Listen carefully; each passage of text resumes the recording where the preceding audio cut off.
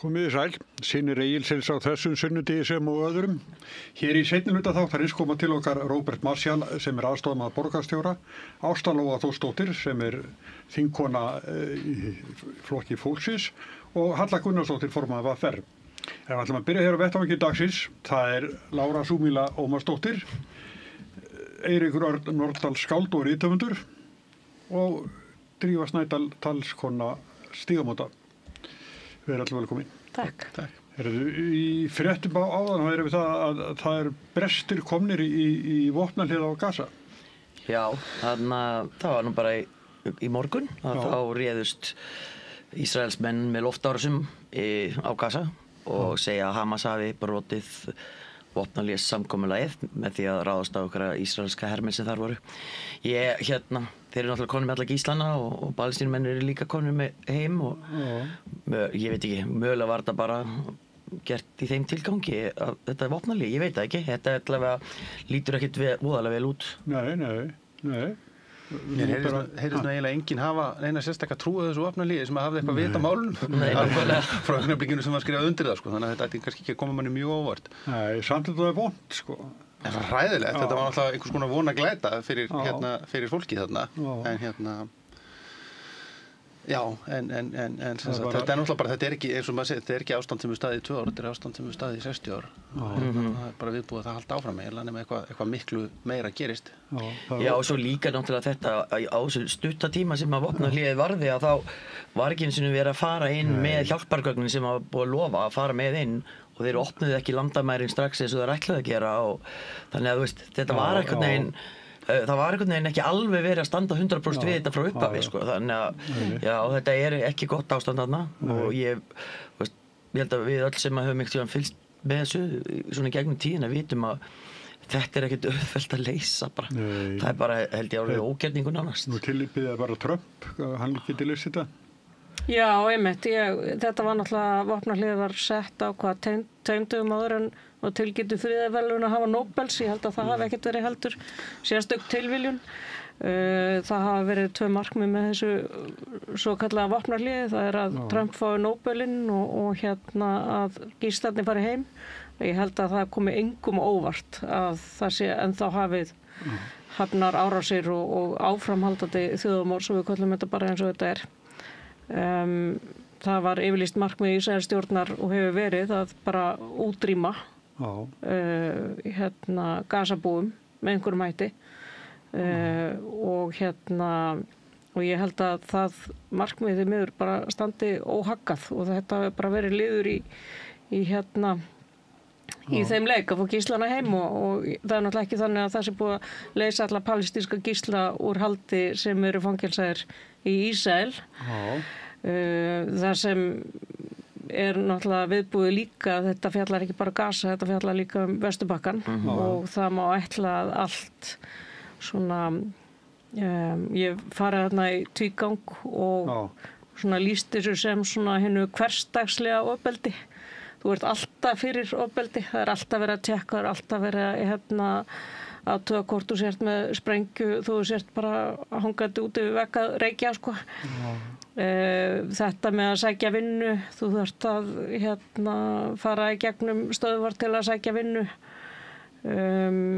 Svo náttúrulega, já, það bara svo mikið í þessu. Þannig ég hugsa sko að hið daglega líf fólks á Vesturbakkanum sem lítið hefur verið fjallað að það náttúrulega líka að verða meira og meira óbærilegt.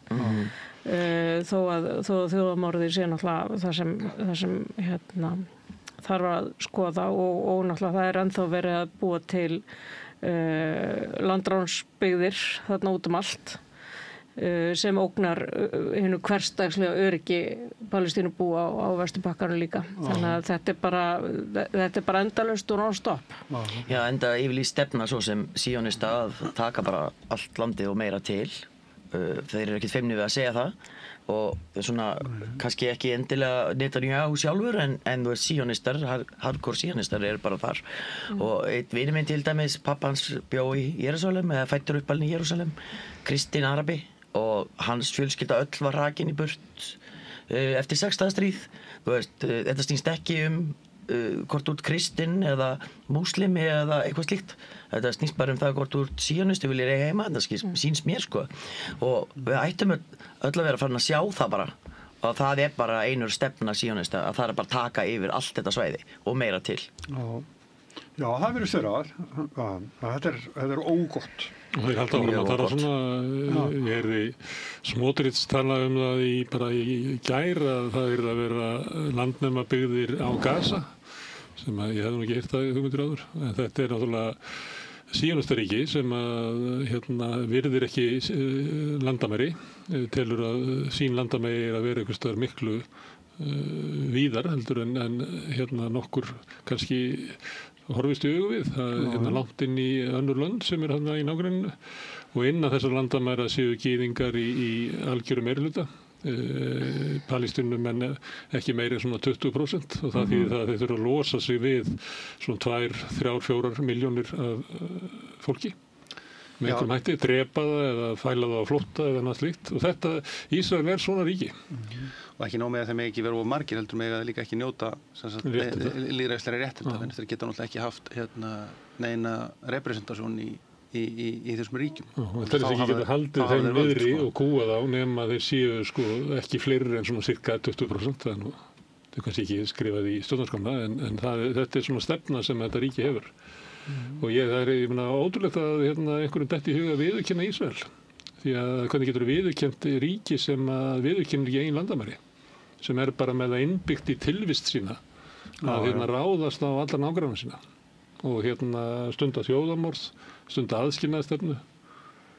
Þetta alltaf verið regla í mörgum ríkjum svo sem í gegnum tíðina að teygja sig svona, þessi stórveldi straumur en náttúrulega líka Rússland náttúrulega í raun og veru nákvæmlega sama stað. Þeir trúa ekki á landamærin sem þeir hafa heldur einhver önnur eða allavega yfirráð yfir þjóðunum í kringum sig Það kannski svipað og stórveldi gera eins og Bandaríkin telja sig geta haft eitthvað með að gera hvernig stjórnvöld í nágrannaríkjunum telja sig hafa réttið þess.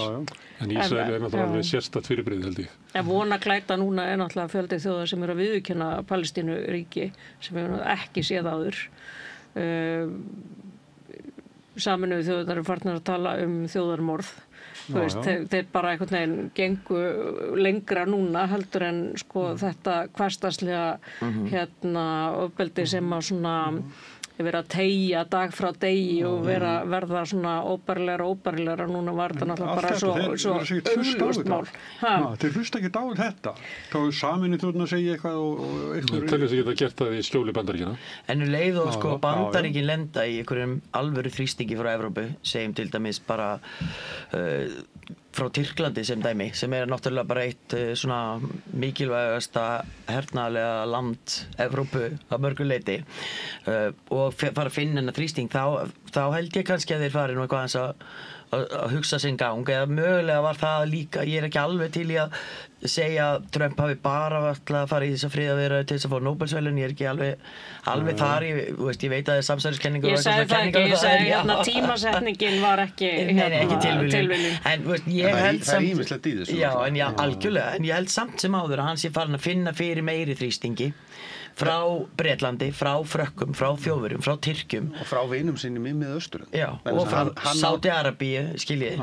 Hann á bandamenn þannig eftir loftarásnara Katar, þá held ég að það hafi bara ýmislegt breyst í bandarískri pólitík. Þannig að ég held að það sé líka eitthvað svona í alvörun og bakveða hjá þeim og þeir eru eitthvað svona aðeins farin að hugsa, getum við bara stutt Ísraelsríki sama hvað? Það er aðeins farin að velta það fyrir sér. Það sem ég var skrýtnast þarna þegar hann kynnir þessa 20 punkta sem hefur lekið þarna helgin áður á fundi með Netanyahu í Hvítahúsinu. Það var ekkert í þessu punktum sem væri hægt að kalla friðarsamkomulag. Það ekkert sem að Palestínumenn fá. Heldur á þetta bara einhliða uppgjöf Palestínumanna sem að verða fyrir þjóðarmorði. En þeir sem að stunda þjóðarmorðið eigi að geta lagt einhvern veginn línunar og þarna var aðalmaðurinn í þjóðarmorðinu og aðal fjármagnar helst, Trump og Netanyahu, bjuggu til eitthvað sem þeir kölluðu friðarsamkomulag. Það sem ég fannst eiginlega undarlegast var að svona var þetta kynnt virt út allan okkar heimsluta Já. sem friðarsamkomulag sem þetta augljóslega ekki. Það bara 10 ára barn sér það að þetta bara, svo ekki. Þetta mun aldrei leiða til neins friðar því þú getur ekki byggt frið á fullkomnu óréttlæti. Það hlýtur að bregða, sálfriður hlýtur að bresta því að þú getur gert það bara með kúgun og ofstopa sem áframhaldandi óbreytt ástand. Og þetta var þannig í öllum fjölmiðlum og þannig voru öll stjórnvöld í okkar heimsluta fögnuð þessu og síðan hefur maður hlustað á hvern þjóðarleiðtogann á fætur öðru tala til Trump eins og hann hafi komið á frið í Miðausturlöndum og þá hugsaði maður kannski erum við bara stödd í tíma og rúmi eða þú veist á okkar heimsluta sem bara hreinlega búin að missa vitið. Bara, það ekkert vit orðið eftir á Vesturlöndum. Hvað gengur fólki til sem að fagna þessu? Ég held að svo sem sko, þegar þetta gerist þá sé það kannski alveg skiljanlegt en það svo sko, vonleysið gagnvart þjóðamorðinu síðustu 2 árin svo mikið að maður grípur í þú veist, hverja glætur sem gefst og það náttúrulega sem sagt, sko, og mér sýndist líka á því sko, hvernig þetta lagt fram að það sem sagt, sko, þegar Hamas samþykkir sáttmála þá gera þeir það opinberlega á samfélagsmiðlum og Trump retweetar þeim og það sennilega augljóslega til þess að Ísraelsmenn geti ekki gengið úr skaftinu að það verði, þá skapast ákveðin þrýstingur og það upplegg kallaði fram einhver allavega von í mér en þetta væri kannski þú veist, nú náttúrulega engin sérstök ástæða til að fagna Hamas, þú veist, en að þeir skuli ganga inn á að það sé að koma vopnahlé var í ákvæmt til vona kannski þið myndi eitthvað gerast, maður dætt kannski myndi eitthvað meira gerast, myndi Marwan Barghouti sleppa, myndi, þú veist, einhver endurreisn í palestínskum stjórnmálum líka eiga sér stað. Þessi munið, þetta versta framganga Ísrael gagnvart Palestínu til þessa? Ætli það sé ekki svona, ætli þetta sé ekki í fjölda látina það versta augljóslega. Kannski var þarna þegar þeir byrja útþenslustefnuna og byrja að stökkva fólki á flótta. Hvað var með því? 67 eða 48 eða 67 kannski. Já. En augljóslega þetta svona ásetningur að útrýma þjóðinni. Það bara þannig. Og það ástandið á Gaza þjóðamorð sem ég held að sé grófara heldur en að við höfum séð. Ég held að það sé stærsti viðburður þessar aldar. Ég held að við þurfum bara að fara í helförina eitthvað til að finna annað eins. Það var alltaf einhver hugmyndum að maður heyrði að þeir ætluðu sig að flytja palestínsku þjóðina á Sínaískaga. Að það var einhvern tímann í kortunum bara að rýma þau þangað. Rekað út í eyðimörkina? Já, rekað út í eyðimörkina, algjörlega. En þetta var, sko, náttúrulega, núna hefur þetta bara beinst gegn palestínsku þjóðinni, en annað í 67 þá beintist þetta bara gegn öllum sem byggu þarna, líka bara kristnum og Búdda eða hvers eðli sem það var, sko. Þannig að það kannski munurinn, núna þetta bara beint gegn einni þjóð, sem hræðilegt og öll þessi börn sem hafa verið drepin. Þetta bara skelfing ein. Þjóðarmorðið á Gaza eitt sko, sem náttúrulega stór, ég veit ekki hvað ég ætla að kalla, stórfenglugur atburður. En á sama tíma þá framgangur á Vesturbakkanum. Þar hefur aldrei verið Palestínumenn aldrei búið við veikan rétt, mikilli lífsættu bara frá almennum borgurum.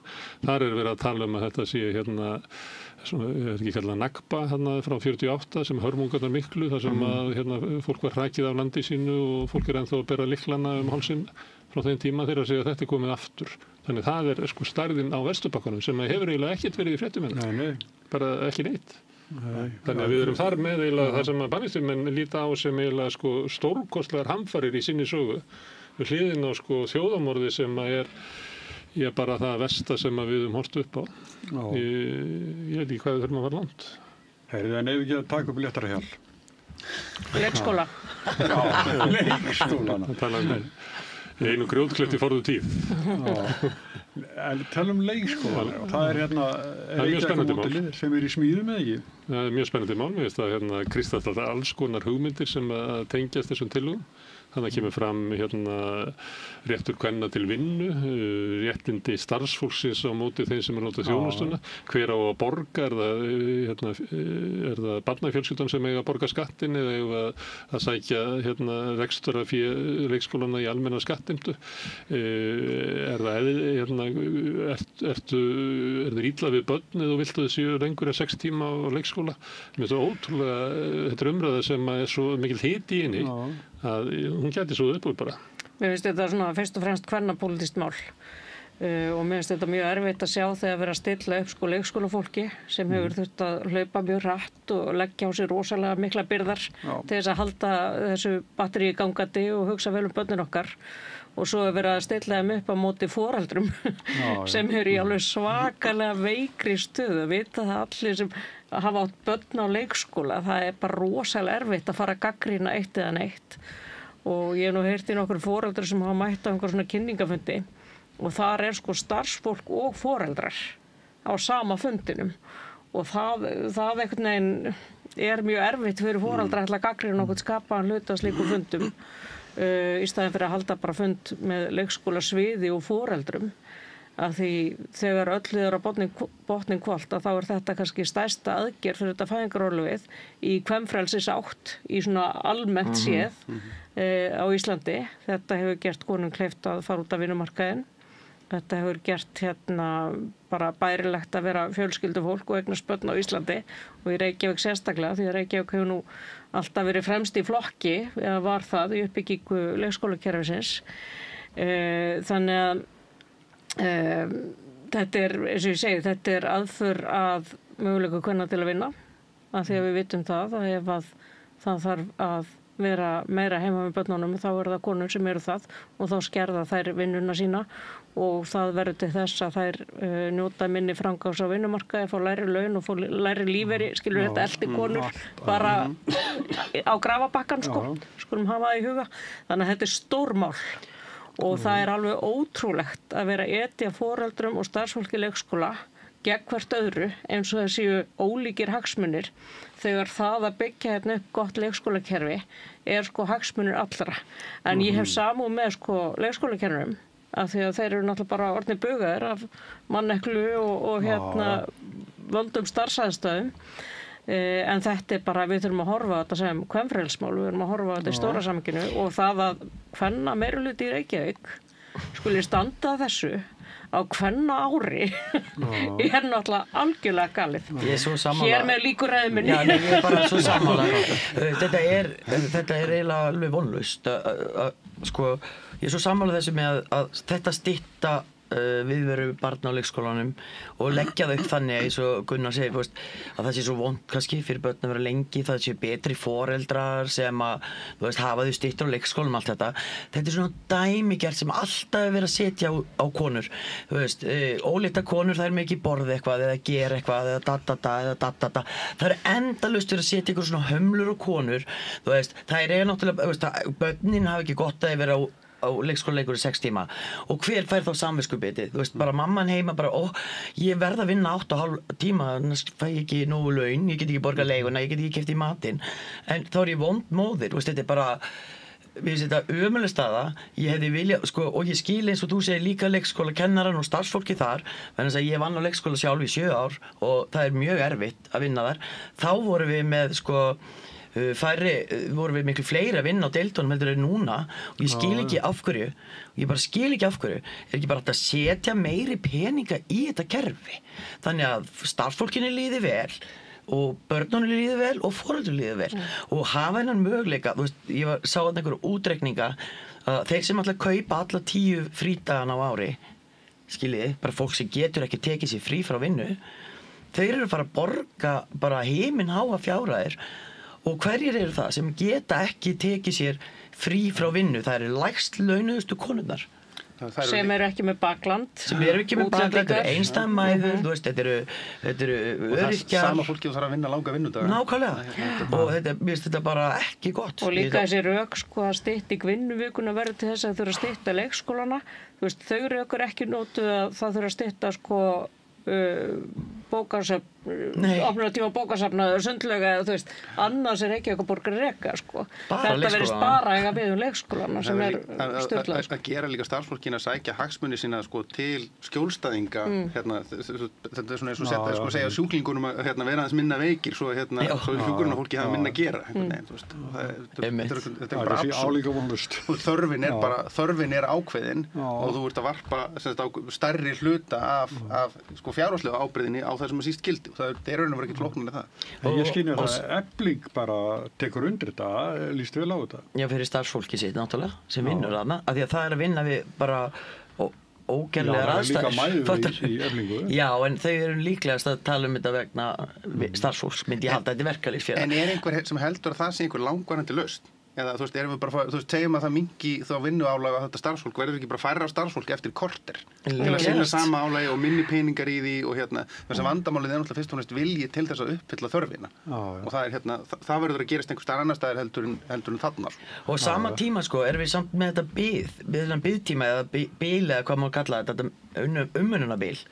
Þú veist, fæðingarorlof búið, börn komast ekkert inn á leikskóla ekki fyrir fyrsta lagi ári seinna og þannig að þá ertu með 1 ár aukalega sem að þarf að redda einhvern veginn og það er líka að lenda oftast á konum að taka það bil og svo er að taka þetta líka.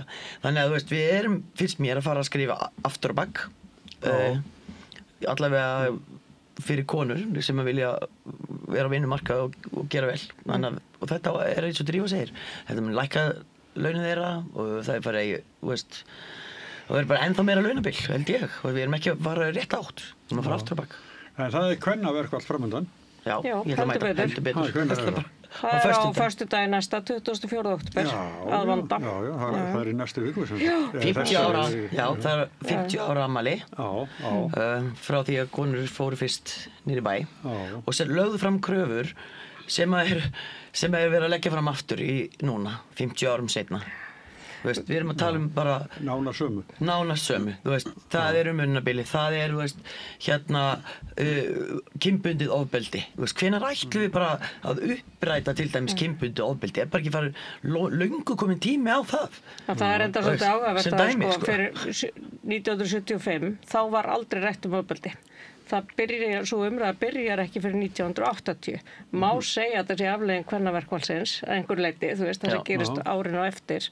Kvennaathvarfið er stofnað þarna 82, kvennaframbúð 1980, en sko það var bara sagt öðruvísi 1975. Þú veist, það fjallaði fjárhagslega stöðu kvenna, þú veist, það geta skilið við ofbeldismenn. Þú veist, fyrir ennþá lengra aftur þá voru konur að berjast gegn áfengisdrykkju sem var náttúrulega líka barátta gegn kynbundnu ofbeldi. Þannig að þú veist, það er svona ýmislegt sem að, já, en svo ég komið aftur til dagsins í dag að þá gerðum við það, við sem svona höfum verið að vinna í kvennárinu og þar ætlaði nú kannski helst að nefna BSRB sem hefur svona rekið þetta áfram að miklu dugnaði en ég kom að því að skrifa þessar kröfur á sín tíma fyrir ári síðan og 24. október í fyrra þá var nú korter í að boða til kosningar sem við vissum ekki alveg þá. En þá kynntum við kröfurnar fyrir formönnum allra stjórnmálaflokka 24. október í fyrra. Sögum við, heyrðu, er ár, við skulum redda þessu ári og við skárum þær alveg rosalega niður. Við höfum þetta er gerlegt, við getum gert þetta ári. Það er ein krafa sem er komin í vinnslu af þessum kröfum sem við lögðum fram fyrir ári síðan. Og það er nálgunarbannskrafan, það er að segja að það er verið að herða lög nálgunarbann til að reyna að gera þau virkari. Aðrar kröfur eru bara ekki, það er ekki byrjað á þeim sko. Ertu með þær í höfðinu hverjar það voru? Ég er náttúrulega með í höfðinu varðandi ofbeldi því að ég kom að því að semja þær sko en það var til dæmis krafa sem að ég lagði fram sem mjög áhugaverð og hefur ekki fengið mikla umfjöllun. Það er að ef að þú verður fyrir ofbeldi að þá ertu vernduð samkvæmt uppljóstraralögum að þú getur sagt frá því. án þess að eiga hættu að hérna verða saksótt. Mér fannst þetta mjög róttæk og áhugaverð krafa og hefur verið hérna verið að skoða það í Frakklandi, síðan náttúrulega bara tryggja hérna viðbrögð við hérna ofbeldi að það sé í gangi. Þetta fjalla forvarnir, tryggja það, þú veist, ég meina við erum kannski með mestu forvarnar aðgerðirnar í gegnum sjúk ást og sjúkt spjalla hverju ári, stígamót. Við erum að gera samning frá ári til árs, við vitum aldrei sko hvort við getum haldið þessu áfram eða hvað, þetta kannski, við erum í gríðalegu samstarfi við leikskóla, nei hérna ekki leikskóla, grunnskóla og félagsmiðstöðar alland. Þannig að það var svona ýmsar kröfur sem hefði bara verið undir hvað ráðuneyti heyra jafnréttismál? Aðalega sko dómsmálaráðuneyti núna. Þetta hefur náttúrulega flakkað sko. Á einu ári hefur þetta farið frá forsætis yfir í félags yfir í dóms. Þannig að skrifstofu jafnréttismála. Af því að það voru sumir ráðherrar sem vildu málaflokkinn og aðrir sem vildu hann alls ekki. Þannig að þetta þau að vera bara að rúnda stjórnsýsluna. En en ég meina þessi stjórnvöld sem sitja í dag hafa lýst yfir og þau hafa sérstakann áhuga á þessum málum og sérstaklega gepuðu ofbeldi. Þannig að maður hefði haldið að það væri hægt að spýta í lófana og taka af eitthvað. Í orði en eitthvað á borði, sko. Nei, þessi eina nálgunarbanns. Það er eina sem er í vinnslu. Það er ekki komið samt. En svo náttúrulega hefur ýmislegt gerst frá því við lögðum fram þessar kröfur eins og dómur Mannréttindadómstólsins yfir Íslenska ríkinu fyrir að bregðast brotaþolum nauðgunar. Já, en samt sem áður kom bara nýlega dómur þar sem að dómurinn var mildaður vegna þess að málsmeðferðin var búin að taka svo langan tíma þarna í máli þar sem að maður höfuðkúpubraut konu. Já, ég get staðfest að þetta hefur ekki lagast í réttarkerfinu. Nei, það hefur ekki lagast þrátt fyrir dóm Mannréttindadómstólsins sem er mjög skrítið. Maður hefði haldið að það myndi strax fara af stað einhver þá fordæmi eða breytingar í dómaúrskurðinum hér en það hefur ekki gert það. En sko það hefur ekkert gert sko. Ég meina á þessu 35 ára sem Stígamót hafa verið starfandi þá ennþá bara 10% sem fara og kæra sem koma til okkar. Það hefur ekkert breyst þetta hlutfall í 35 ár.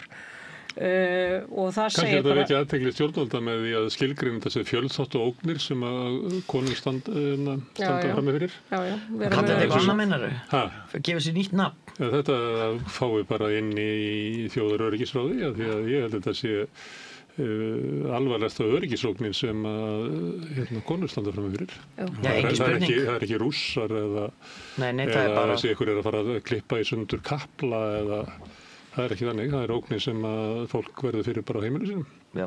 Það verður að tryggja einhvern veginn með öllum hætti að það sé unnið gegn þeirri ógn, eða ekki? Kannski að skilja þetta sem öryggismál. Já, en líka sko við getum heldur ekki nota sko kerfin sem við búum við í dag til að vinna gegn þessu af því að fólk treystir ekki kerfinu. Það er ekki hannað til að taka á svona ofbeldisglæpum, augljóslega ekki. Þannig að við erum með réttarkerfið sem að konur treyst ekki, fara ekki í gegnum, veit ekki réttlæti, eru oft bara erfitt að fara í gegnum og jafn erfitt og glæpurinn sjálfur stundum. Svo hvað gerir fólk þá til að reyna að fá viðurkenningu og réttlæti? Það fer á Facebook eða Insta eða þú veist, fer og nafngreinir fólk og berskjaldar sig. Það hefur oft gefist mjög illa. Þannig að við erum með þessar tvær leiðir og við þurfum bara að finna einhverja millileið. Nuttar til að þegja bara. Það eru nuttar til að þegja bara. Já, svo gott sem í rauninni. Já, ég meina við höfum séð svo ótrúlega mörg dæmi. Þú berskjaldaði, þú segir frá ofbeldi sem þú verður fyrir, þú nafngreinir jafnvel einstaklinginn og þú fær samúð í 1-2 daga og svo snýst samúðin og þú ert einhvern veginn bara í hryllilegri stöðu eftir það og allir bara þú veist, allt umhverju einhvern veginn í sárum. En ég nefndi fjölþáttaógnir vegna þess að í því felst að þú þarft að endurskilgreina þær aðgerðir sem þú ert með til þess að auka öryggi. Af því að þær aðferðir sem þú notar áður duga ekki. Það er eiginlega liggur í þessu fjölþátta. Kannski er ég bara að hæðast á stjórnvöldum en mér finnst þetta samt mætti þegar við erum að tala ríkislögreglustjóri sendi frá sér svona skýrslur ógnir.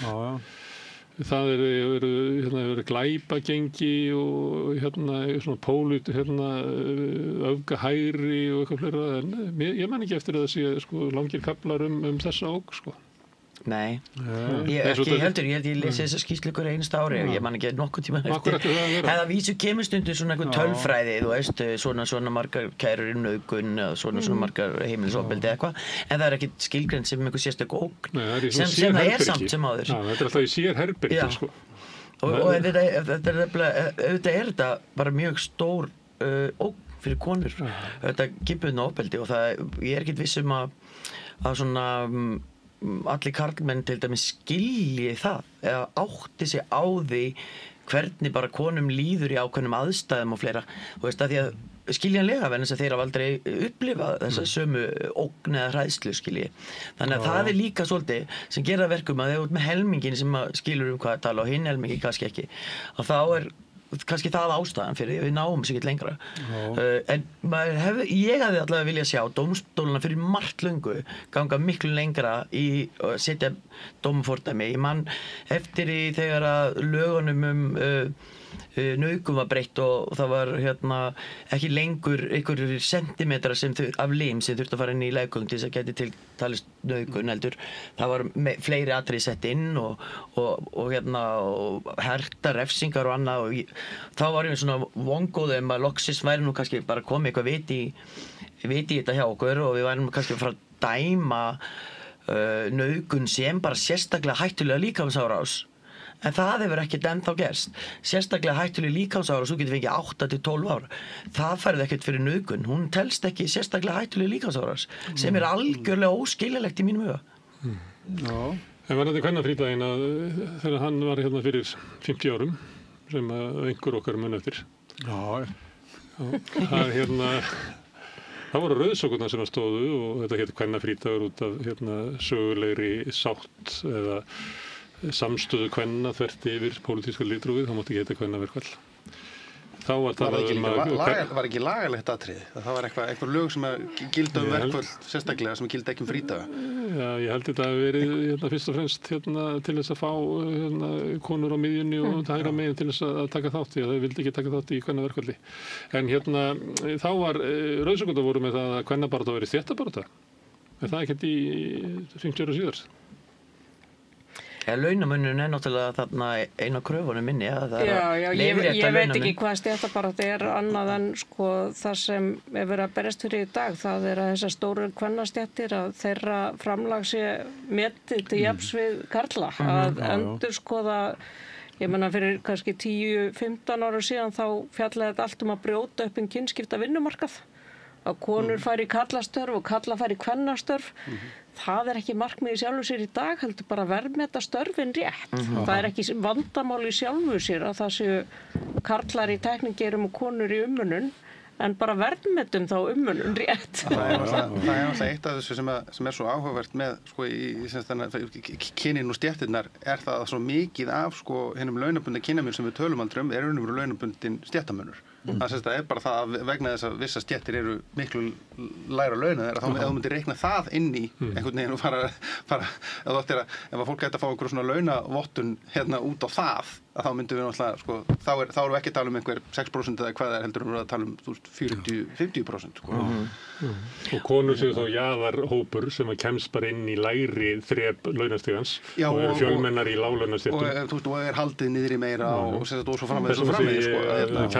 Kvennabarátta, stéttabarátta og stéttabarátta kvennabarátta. Það er algjörlega og ég meina það er líka inn í launamunum er líka þessi staðreynd að konur í meirihluta taka umönnun að sér bæði foreldra og barna sinna og og feðurnir eru þá kannski frekar að vinna lengri vinnutíma eða taka að sér einhverja yfirvinnu og annað og vegna þess að þeir eru með oftast með hærri laun og þá er mikilvægur að þeir haldi áfram að vinna, skiljiði. Þeir þú ert að velja í heimilinu, sko. Það er líka bara sjálfsmyndarspursmál, heldur. Já, og líka það. Finnst allt í lagi að vinna fram á þeim finnst þeir eigi að gera það, sko. Þeim finnst þeir eigi að vera skaffarar og það saman og konunum finnst að þeir eigi að vera, og þetta er eitthvað svona, þetta er bara, þú veist, kynnslóðir af einhverju innrætingu sem ef ég bara lít til mín, sko, og minna fjölskyldu, þá var það bara, sko, beinfalt, það var bara það okkar sem var með hærri tekjur vann, við hefum 5 börn saman og það okkar sem var með læritekjur tók það á sig og þú veist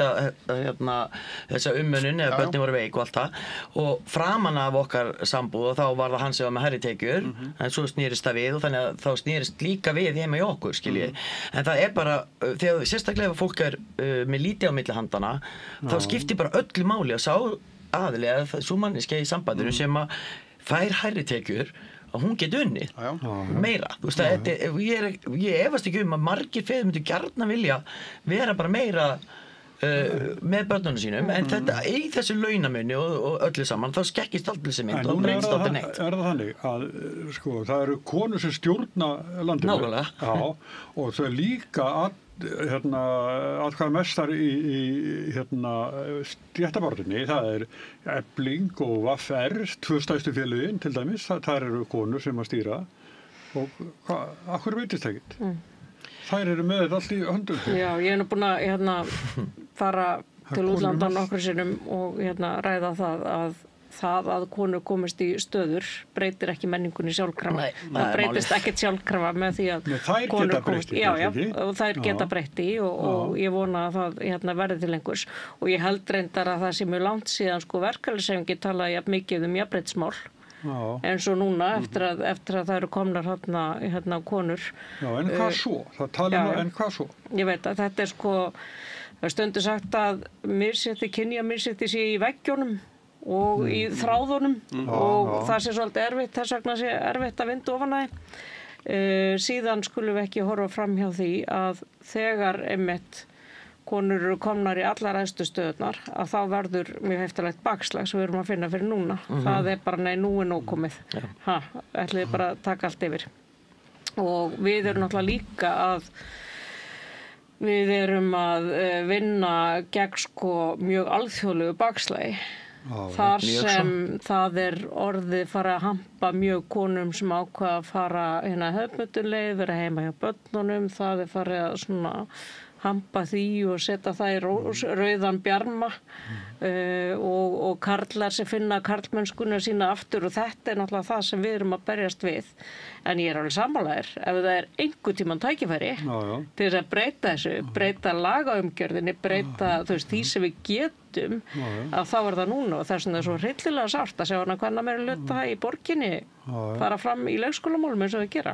Ég glemdi til þess BSRB og BHM, það komið líka, þetta sem sagt á öllum þessu póstum. Já, en það gera ekkert einan og sér. Þetta bara alveg rétt sem Drífa segir, þetta í veggjónum, það lekur einhvern veginn í þræði og svo bara gríða samfélagsleg húsasótt. Já, en svo þetta líka annað, ég hef orðið miklu meira vör við í umræðinni og samfélagsmiðlum allt í einu þetta einmitt eins og hún að nefna við erum með þingmenn sem að tala að konur vilji bara vera á pílates og dúllast eitthvað og meðan að kallar eigi að vera að vinna fyrir þeim og allir karlar vilji vinna fyrir það bara allir kalla með þann draum að vinna fyrir konuna sína skilurðu.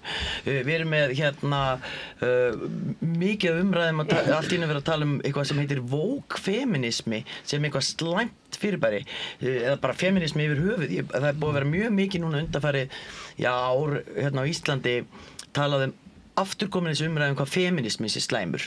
Sem var ekkert fyrir manni síðast fyrir 10 ár, menn ég held að við varum búið með þessa umræðu en þetta alltaf kom aftur og þau sem eru vilja ekki breyta fyrirkomulaginu, þau sem vilja bara halda í sama struktúr, þau eru svo rosalega hávær og bara allstaðar og það heyrist mjög hátt í. Þetta líka bara svo alþjóðlegt bakslag. Þetta svo Bandaríkjunum þetta bara ég meina það verið að véfengja kosningarétt kvenna í Bandaríkjunum.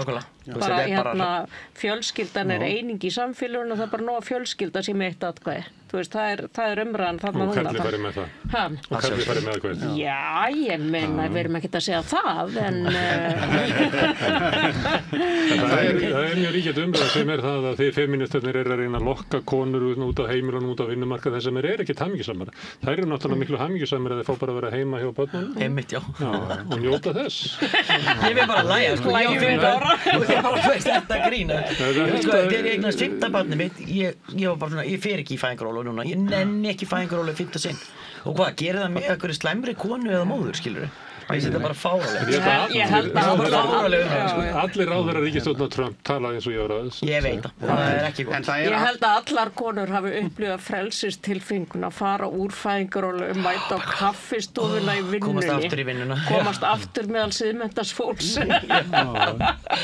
Það er ómetanlegt. Ég var á togara, ég fengur 20 tíma stopp í landi og hvítvóðungur heima sem að þá ég bara einhvern veginn kem inn í hans líf og hann veit ekki hver ég og svo aðeins svona dús þegar maður fer aftur út á sjó. Það fyrir kallinu er þetta mjög erfitt. Ég skil það. En það er ég var alveg upp á sjómanni sko og ég á nú alveg svona ljúfar minningar samt það. Hættur sjó þegar ég var 8 ára. En ég á nú ljúfar minningar það að hann var einmitt, það voru kannski 2 túrar og svo 1 í landi. Og þá var maður með pappa sinn allan daginn einhvern veginn, þú veist, að fara bara, þú veist... Guðslefandi fegin þegar það fór.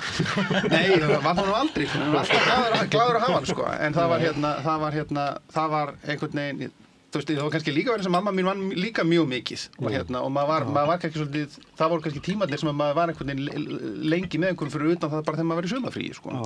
En mér langaði að segja með svolítið áhugavert líka með, sko, kerfin. Kerfin standa náttúrulega alltaf vörðum sjálfsögðu, það upplifa allir sem sækja að þeim að þau eru rosalega hæg og við erum einhvern veginn, ein af ástæðunum fyrir því held ég svo að við erum háð ákveðnu stöðuleika. Við erum hrædd það að við gerum stóra breytingar, þá fari allt á hliðina. Þú veist, það minna bara efnahagslega og þú veist, og einhvern veginn, við erum mjög hrædd við umrót. En það sem er áhugavert líka síðustu árin og ég held að sé ákveðin breyting er þessi sem gerist sko í þessari hægri pólitík hvort þú tala Snorra Másson eða Donald Trump, er þetta að sko, allavega hvernig þeir tala og sennilega hvernig þeir upplifa heiminn, er það að þeir séu að ráðast á sko, status quo-ið, að þeir séu að ráðast á einhvern heim sem séu búið að byggja gegn þeim og þeir ætla að rífa niður, þeir eru að þessi svona byltingarmóður, ekki Snorri Másson að segja að nú sé pönkið allt sko í miðflokknum einhvern veginn og bara þessi heimsmynd er svo áhugaverð einhvern veginn, og ég veit ekki alveg hvað ég á að gera með hana, en hún er augljós þarna, sko. Þetta er einhver markasetning sem er kannski innihaldslaus.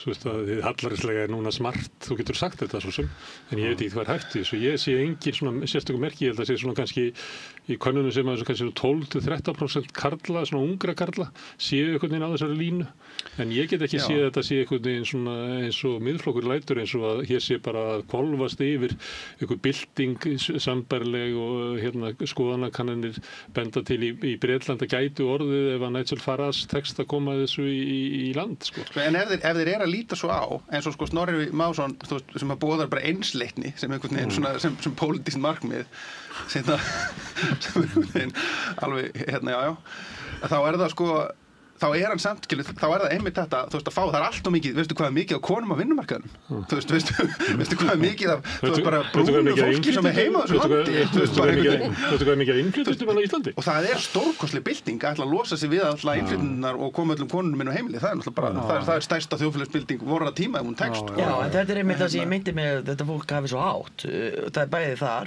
og líka Ísland þvert á flokka.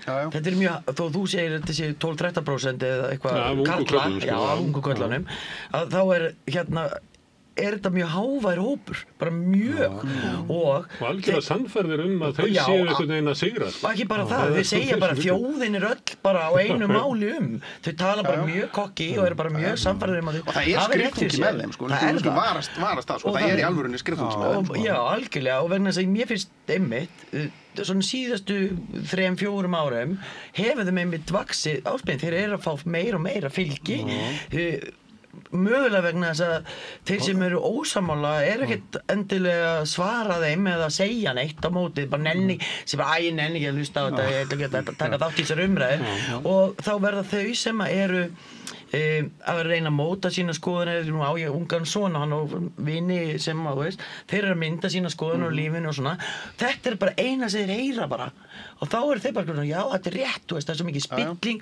við þurfum að fara aftur í þess tíma þegar var ekki spilling og konur vilja bara vera heima og hugsa börnin sín og svona og veist og svona minni bara stund bara hvað eru vinir mín að segja hérna þú veist að hann er náttúrulega alveg upp á feministar konu hérna en þú veist þið skiljið hvað ég meina og þetta næri líka inn í hjá eldri borgurum sem að hlusta á tiltekna útvarpsstöð hér á landi og bara trúa þessu, þetta sé bara allt saman hræðilegt. En í könnunum þá mælist Miðflokkurinn yfirleitt bara undir upphaflegu kjörfylgi sínu, hann fekk 10% þegar hann kom fyrst, hann yfirleitt bara svona með 9% og svona, þannig ég sé ekki alveg... Nei, þeir segjast... Ég held að við séum að falla bara í svona kollektífa gildru hérna. Já, kannski. Það sem sko, það hefur verið taktík öfgahægrisins síðustu áratugi að svo köllu 10-90% leið. Það að segja að þú setur fram eitthvað sem er mjög umdeilt, 90% þjóðarinnar eru á móti, 10% með, en það verður allt vitlaust í samfélaginu og við tölum ekki annað. Já, nákvæmlega. Og þannig sko eykst fylgið jafnt og þétt og allt í hennu verður þetta sko viðurkenndari af því að það er búið að tala svo mikið um það. Nákvæmlega. Við erum að falla í nákvæmlega þessa gryfju núna. Þannig að auðvitað, en það er líka mjög erfitt að díla við þetta. Ég var á Evrópuþingi kvennasamtaka sem berjast gegn ofbeldi og þar voru útlagar frá Hvíta-Rússlandi og Rússlandi og bara allar að reyna að díla við afsækjaslettuna með samaröglið og segja við mig, kona frá Georgíu, það tekur 6 mánuði að rústa lýðræðislegu samfélagi. Og það er það sem gerist í Georgíu. 6 mánuðir. 6 mánuðir. Reynda var Georgíu svolítið veik fyrir verið sko ný demokratiserað ríki sko. Kannski er lýðræðið eitthvað aðeins rótgrannara hér. En þú veist, tilfinningi sem maður sett uppi með eftir þetta, það er sama handbókin alls þar. Fólk veit ekki hvernig að bregðast við því. Fólk reynir að bregðast við með rökum, með skynsamur umræðu. Það er ekki hægt, af því að það er bara, við erum komin handan þess. Þannig að þessi handbók Trump, hvort sem var þú veist, hvað hét þetta skjal 25, Jæja, allavega.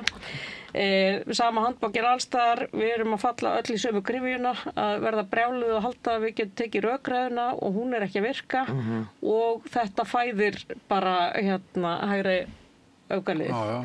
Þannig að ég veit ekki alveg, kannski bara, já. En hvað er það sem við gerum ef við ekki að mæta þessum skynsamur? Vera á sama vettvangi og þau. Það er að segja, þú veist, gagnvart unga fólkinu á TikTok, þú veist, allstaðar þar. En verðum við að beita, sko, þá samskonar orðræðu? Eða, þú veist, ég veit ekki, ef ég væri með svarið. Mæta illum, eða bara sína gott fordæmi að halda sér fast við bara skynsemi og rök og mannúð og vera bara einhvern veginn reyna að hafa svolítið reist. Er það ekki eini valmöguleiki? Ég finnst allavega mjög mikilvægt að vera á sama vettvangi, eins og Drífa segir. Ég er mér finnst mikilvægt að þessi meirihluti reyni að koma sko einhvern veginn sínu að einhvers staðar, skiljið. Annars allavega svo þannig að þetta unga fólki heyri það og þessi hópar sem er að hlusta. Við ættum til dæmis kannski að þið eða einhverjar fara bara út á sögustundum og tala eitthvað, skiljið. Segja eitthvað, það er sami vettvangur. Ég gerði það reglulega, ég kallaði það að vera eins og heiðingjatrúboð. Já, en þið veitir hvað ég er að meina, þú veist, ekki halda að þú getur svarað þessum hópi og okkur öðrum miðli. Og líka hægt að gefa allt þetta rými. Já, af hverju eru þeir alltaf að fá dagskrárvaldið? Ég meina, bara, það er ekki talað annað í þessu samfélagi. Ég veit það. Heldur einhver 10% flokk og einhvern einn tappa á þingi. Kannski vegna þess að það eru skoðanabróðir þeirra sem er í Hvíta húsinu og þegar þessir menn komast að völdum að þá nota þeir valdatæki ríkisins til þess að ná sínu fram. Þeir ná undir sig dómskerfinu, leggja niður ráðuneyti sem eru ósáttum, svínbeygja háskólasamfélagi til þess að hlýða sér, svínbeygja fjölmiðlana til að hlýða sér, beita bara, setja herinn á borgir til þess að skapa ugg og ótta,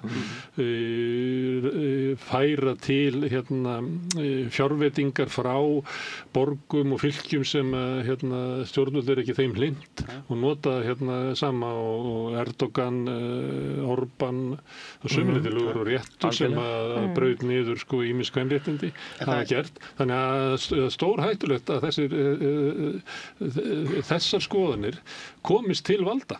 Og þær eru náttúrulega miklu sterkari heldur en einn þingmaður á Íslandi, bara svo það sé sagt, þú veist, að því að öll umræða bandaríska pólitík er á þennan veg, þannig að það er mjög erfitt fyrir okkur á Íslandi að reyna einhvern veginn að leyfa henni ekki að heyrast, við verðum að vita hvað er að gerast þar, en á móti kemur að það verður alltaf fleiri og fleiri eftir því sem að Trump að gera, skilur. Það er fólk eldir svolítið svo kallega sigurvegara, það sem einhvern hefur aflið vill vera með í því, það hefur mikil áhrif, en við ættum líka að horfa til Bandaríkjanna og sjá hver andstaðan.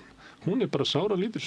Ég meina, demókrataflokkurinn, ég veit ekki hvað það sko, það Bernie Sanders og AOC eru með einhverja fundi, það voru mótmæli núna helgina, hérna við viljum ekki kóng í 2600 bæjum og borgum í Bandaríkjunum. Sem voru 600 í sumar. Já, þannig að það fer fjölgandi. Já, en svo virðist sem að þá bendir Trump á þennan hóp og segir að þetta óvinni sem graf undan ríkinu og fær meiri völd til þess að hafa eftirlit og njósnir fólk sem hafa aðra skoðanir en hann. Þannig að við erum að horfa á talandi 6 mánuði, við erum að horfa á það gerast í Bandaríkjunum, það sem að tók kannski áratugi að byggja upp, að það að hverfa bara á örskotsstundu. Eins og Drífa sagði líka bara upp af þessari umræðu, þá þetta alþjóðlegt bakslag. En ég skil heldur ekki alveg hvernig við eigum að geta rætt bakslagið án þess að gefa þessum málefnum ákveðið, að þau séu á dagskrá. Og þá náttúrulega, ég veit ekki hvernig við tölum bakslagið án þess að tala Snorra Másson, sko. Ég sagði að Gaza væri stærsta frétt þessar aldar, en niðurbrot lýðræðis og innkoma fasisma í Bandaríkjunum náttúrulega hluta því. Það það stærstu fréttum sem okkar tíma og getur allt gríðarlega áhrif okkur. Þessu heima, eins og hjá Miðflokknum og Snorra Másinni, það eitthvað sem er á okkar heimavelli. Þannig við hljótum að ræða það. Og ég meina Íslands, þú má ekki gleyma þetta Íslands þvert á flokka sem ætla að fara að bjóða fram núna til sveitarstjórna. Og ég meina þau segja að þjóðin mæti á mótmæli niður á Austurvelli og svona, þeir eru með svipað skoðanir svo sem og Miðflokkurinn, það ekki? Forystummaður þessa hreyfingar, hann sagði að það væri 70% landsmanna sem verður sammála þeim. Nákvæmlega. Ég held að megi líka ekki gleyma einu, eða það sem ég að gagnrýna að þú veist, tiltekið þingmaður má ekki segja neitt í ræðupúlti og hans að það veki umræðu. Mér finnst þetta að vera alveg svakalegt, hvað plattforminu sem honum er gefin og mikrofónin og vægi í samfélagslegri umræðu. Svo má heldur ekki svo verður að muna líka eftir til dæmis árangursríku kvennabaráttunni 75 til 85 eða svo. Þar var húmórinn allsráðandi og það allt í lagi að bara draga fólk svolítið sundur saman að hjá því og þú veist ekki að þess að vera anstíkileg og allt það sko, en bara nýta svolítið húmórinn og nýta svolítið eitthvað pönk og ég meina það sem hægri öflin gera rosalega mikið í dag svo kallað jacking, just asking questions. Já, ég bara spyrja. Ég bara spyrja, þetta ekki endilega mín skoðun og þú veist, það var hægt að mæta því bara, þú veist, þetta ekki endilega mín skoðun en það bara eðlilegt að leggja frá þessa spurningu eða kall mér með kosningarétt. Skilurðu, þetta ekki endilega mín skoðun en bara áhugavert að ræða hana. Þeir eru nú búin að stýra ég meina, já. Gera bara eitthvað svoleiðis. Tíminn að hlaupa frá okkur. Eitt mál viðbót. Hvað fannst ykkur að Sigurður Ingi ætli ekki að sækja sér til endurkjöri? Það kom nú ekkert voðalega óvart fannst mér. Nei, þú veist, það steig þarna til hliðari fór úr efsta sætinu fyrir kosningarna síðast og það fannst mér bara gefið til kynna að hann væri að svona fara bara hætta alveg. Sigurður Ingi ótrúlega viðkunnulegur maður og og hann veist, ég held að hann hafi bara séð þarna að þetta var bara komið gott á hans, Framsóknarflokkurinn formið Framsóknarflokksins hafa oft átt að segja á því hvernig þeirra tími komin og hafa hætt, það hefur allavega gerst áður og þannig mér það kom ekki óvart en það verður áhugavert að sjá hverjir ætla að stíga fram og gefa kost á því. Það verið að tala Willum, það verið að tala Einar Þorsteinsson og Lilju Alfreðs náttúrulega. Þetta allt saman fólk sem hefur bara fallið sko. Já, en svo náttúrulega Það ekki undir þetta flokkur sæki eitthvað sem næri ekki inn á þing. Framsóknar maður veit að það manna best að ef þeir halda bara áfram siglunni þá komast þeir stundum upp og stundum niður. Hann sagði það svo skemmtilega nefnilega. Hann sagði að við erum alltaf bara inn út, við erum alltaf verið þar.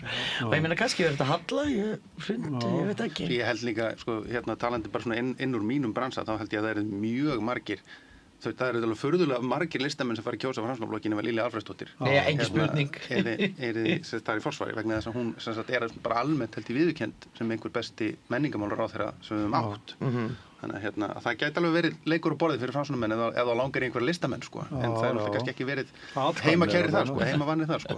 Það er einhver atkvæði þar sko. Einhver, en það kannski missaður einhver bændur í staðinn, ég veit ekki. Ég veit ekki, þeim er komið nú Þröstur Helgason farin að stýra Bændablaðinu og Kristján B. Jónasson farin að skrifa þar og þetta er allt. Það er að vera bara samruni. Þetta er lesbókin og Framsóknarflokkurinn er að gangi eitt sko.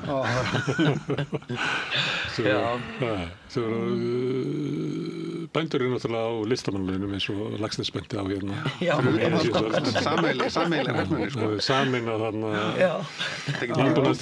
búverasamningurinn og listamannalaunin fari bara það er bara að fara í eina sæng. En að því vorum að tala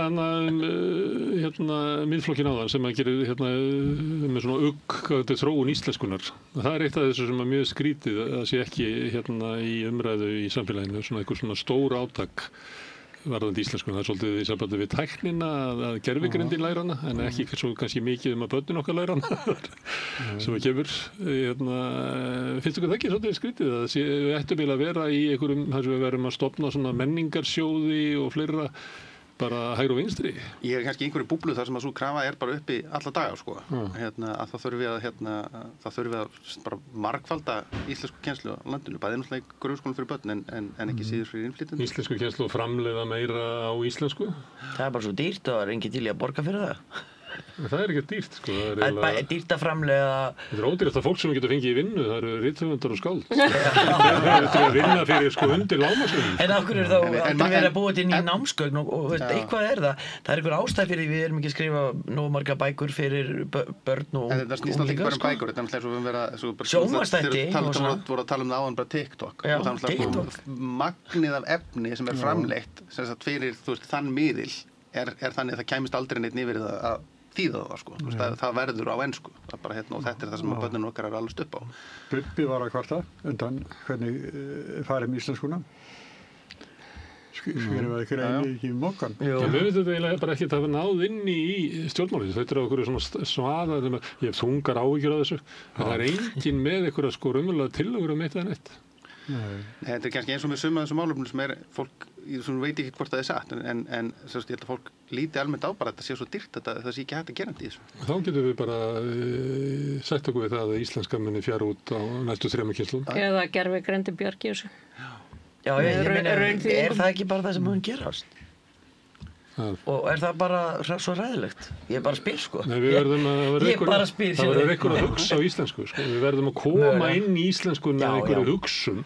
Hún getur ekki staðnað bara eins og gelíska eitthvað þar sem það verður að gerast eitthvað. Einmitt. Það var svolítið áhugavert, ég var að velta þessu fyrir mig með gervigreindina núna. Ég sá sem sagt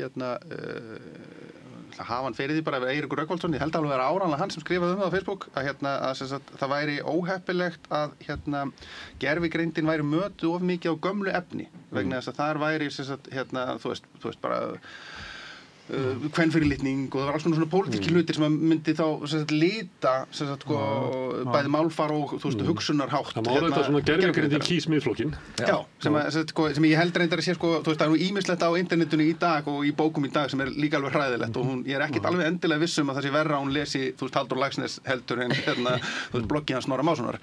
En það er önnur saga það sem ég fór alltaf inn að velta fyrir mér í tengslum við það er bara það ef þú lætur hana ef gervigreindin verður svona snapshot hugsun af hugsunin eins og hún á sér stað akkurat núna að þá er það líka hugsanlega einhvers konar freisting sem við getum þurft að fara að borga fyrir eftir 30 ár þegar við viljum vera laus úr viðjum ásins 2025 einhvern veginn. En veistu, það sem ég er búin að vera lengi að velta fyrir mig bara að ég nota mikið bækur, sérstaklega svona handbækur og ljóðabækur og slíkt og les það og það er engin þessari bóka, þessari upplýsingar eru hvergi á internetinu, ekki á TikTok, ekki Instagram, ekki Facebook, ekki bara Google og þannig að þegar að unga fólkið okkar er að skrolla, dömskrolla eins og það heitir, er að leita einhverju, það poppar aldrei neitt upp. Þú veist Ísland farsaldafrón eða eitthvað skilji. Þú veist, hvað ef það væri bara einhverjir þarna inni að bara fara og lesa upp úr einhverju vekja einhvern áhuga á íslenskum bókmenntum nú eða bara setja þetta á netið bara svo slæmt að Þórbergur eða Jónas eða þú veist bara, ég veit ekki Tómas eða einhverju, séu bara á internetu má það ekki bara? Ég er hlindur þessu, ég vil bara fá öll ljóð sem hafa verið ort á íslensku, bara inn á ljóð.is og bara helst á öllum þýðingum og öllum tungumálum og svo bara borga skáldunum fyrir það hvað sem selja ekki nema 200 bækur og það bara eins og aðra 200 bækur í viðbót og við bara eigum þá bara allt sem er ort á íslensku frá upphafi á netinu. Það til fordæmi svona vefið þar sem allavega mjög stóri gagnrýnir með ljóðum og miklum þýðingum, Lyric Line til dæmis sem frábæri vefur og fleiri en það sem ég myndi vilja halda til haga er að ég held að vandamáli sé ekki líka bara það að TikTok sé hvaða upplýsingar eru á TikTok eða hvaða heldur það bara hvernig TikTok fungerar og þetta endalausa mat á hvernig við erum mötuð upplýsingum, hvaða áhrif það verður þá, hvernig við hugsum það sé það er hún miklu frekar heldur en eitthvað annað sem sé að drepi okkur heilan sko. Þannig ég myndi segja bara, þú veist, ef gera börnunum eitthvað gott þá er endilega sendið út í bókasafna að kíkja í ljóðbók og handbók en það má, sko, TikTok er samt sem áður ekki eins og mörg halda bara eitthvað svona skemmtilegt og eitthvað þannig krakkarnir eru fannin að nota það miklu frekar til og það er tempó það er algoritminn vill halda þér viðan vill halda heilanum í þér þreyttum nei sko, lengri TikTok eru fannin að vera alveg vinsæl líka og ungt fólk notar orðið TikTok frekar en Google til þess að leita sér upplýsingar þannig við þurfum að setja þær inn það sem þeir eru bæði á TikTok þá haldið þið bara umræðin áfram á TikTok en Sigurður ætlar að skipta Já, ég ætlaði bara að segja að tíminn okkar er farið frá okkur eða við erum búin að nota tíminn okkar og þannig ég þakka ykkur Lára, Eiríkur og Drífa og hér eftir vera Róbert Marshall, Ásta Lóa Þórsdóttir og Halla Gunnarsdóttir augnablikslé. Hvar skrái ég mig í áskrift? Samstöðin.is Samstaða skilar árangri. BSRB, afl í þágu almennings. Ertu á leið heim úr vinnu? Stilltu á FM 89,1. Góðir fjölmiðlar eru mikilvægur partur af því súrefni sem sérhvert samfélag þarf á að halda. En góðir fjölmiðlar þeir þurfa ekki endilega að vera hlutlausir, en þeir verða að vera sjálfstæðir. Alveg eins og góðir háskólar og traustir dómstólar þurfa að vera sjálfstæðir. Þeir þurfa að þjóna fólkinu, ekki valdinu. Ég heiti Þorvaldur Gylfason og ég styð samstöðina.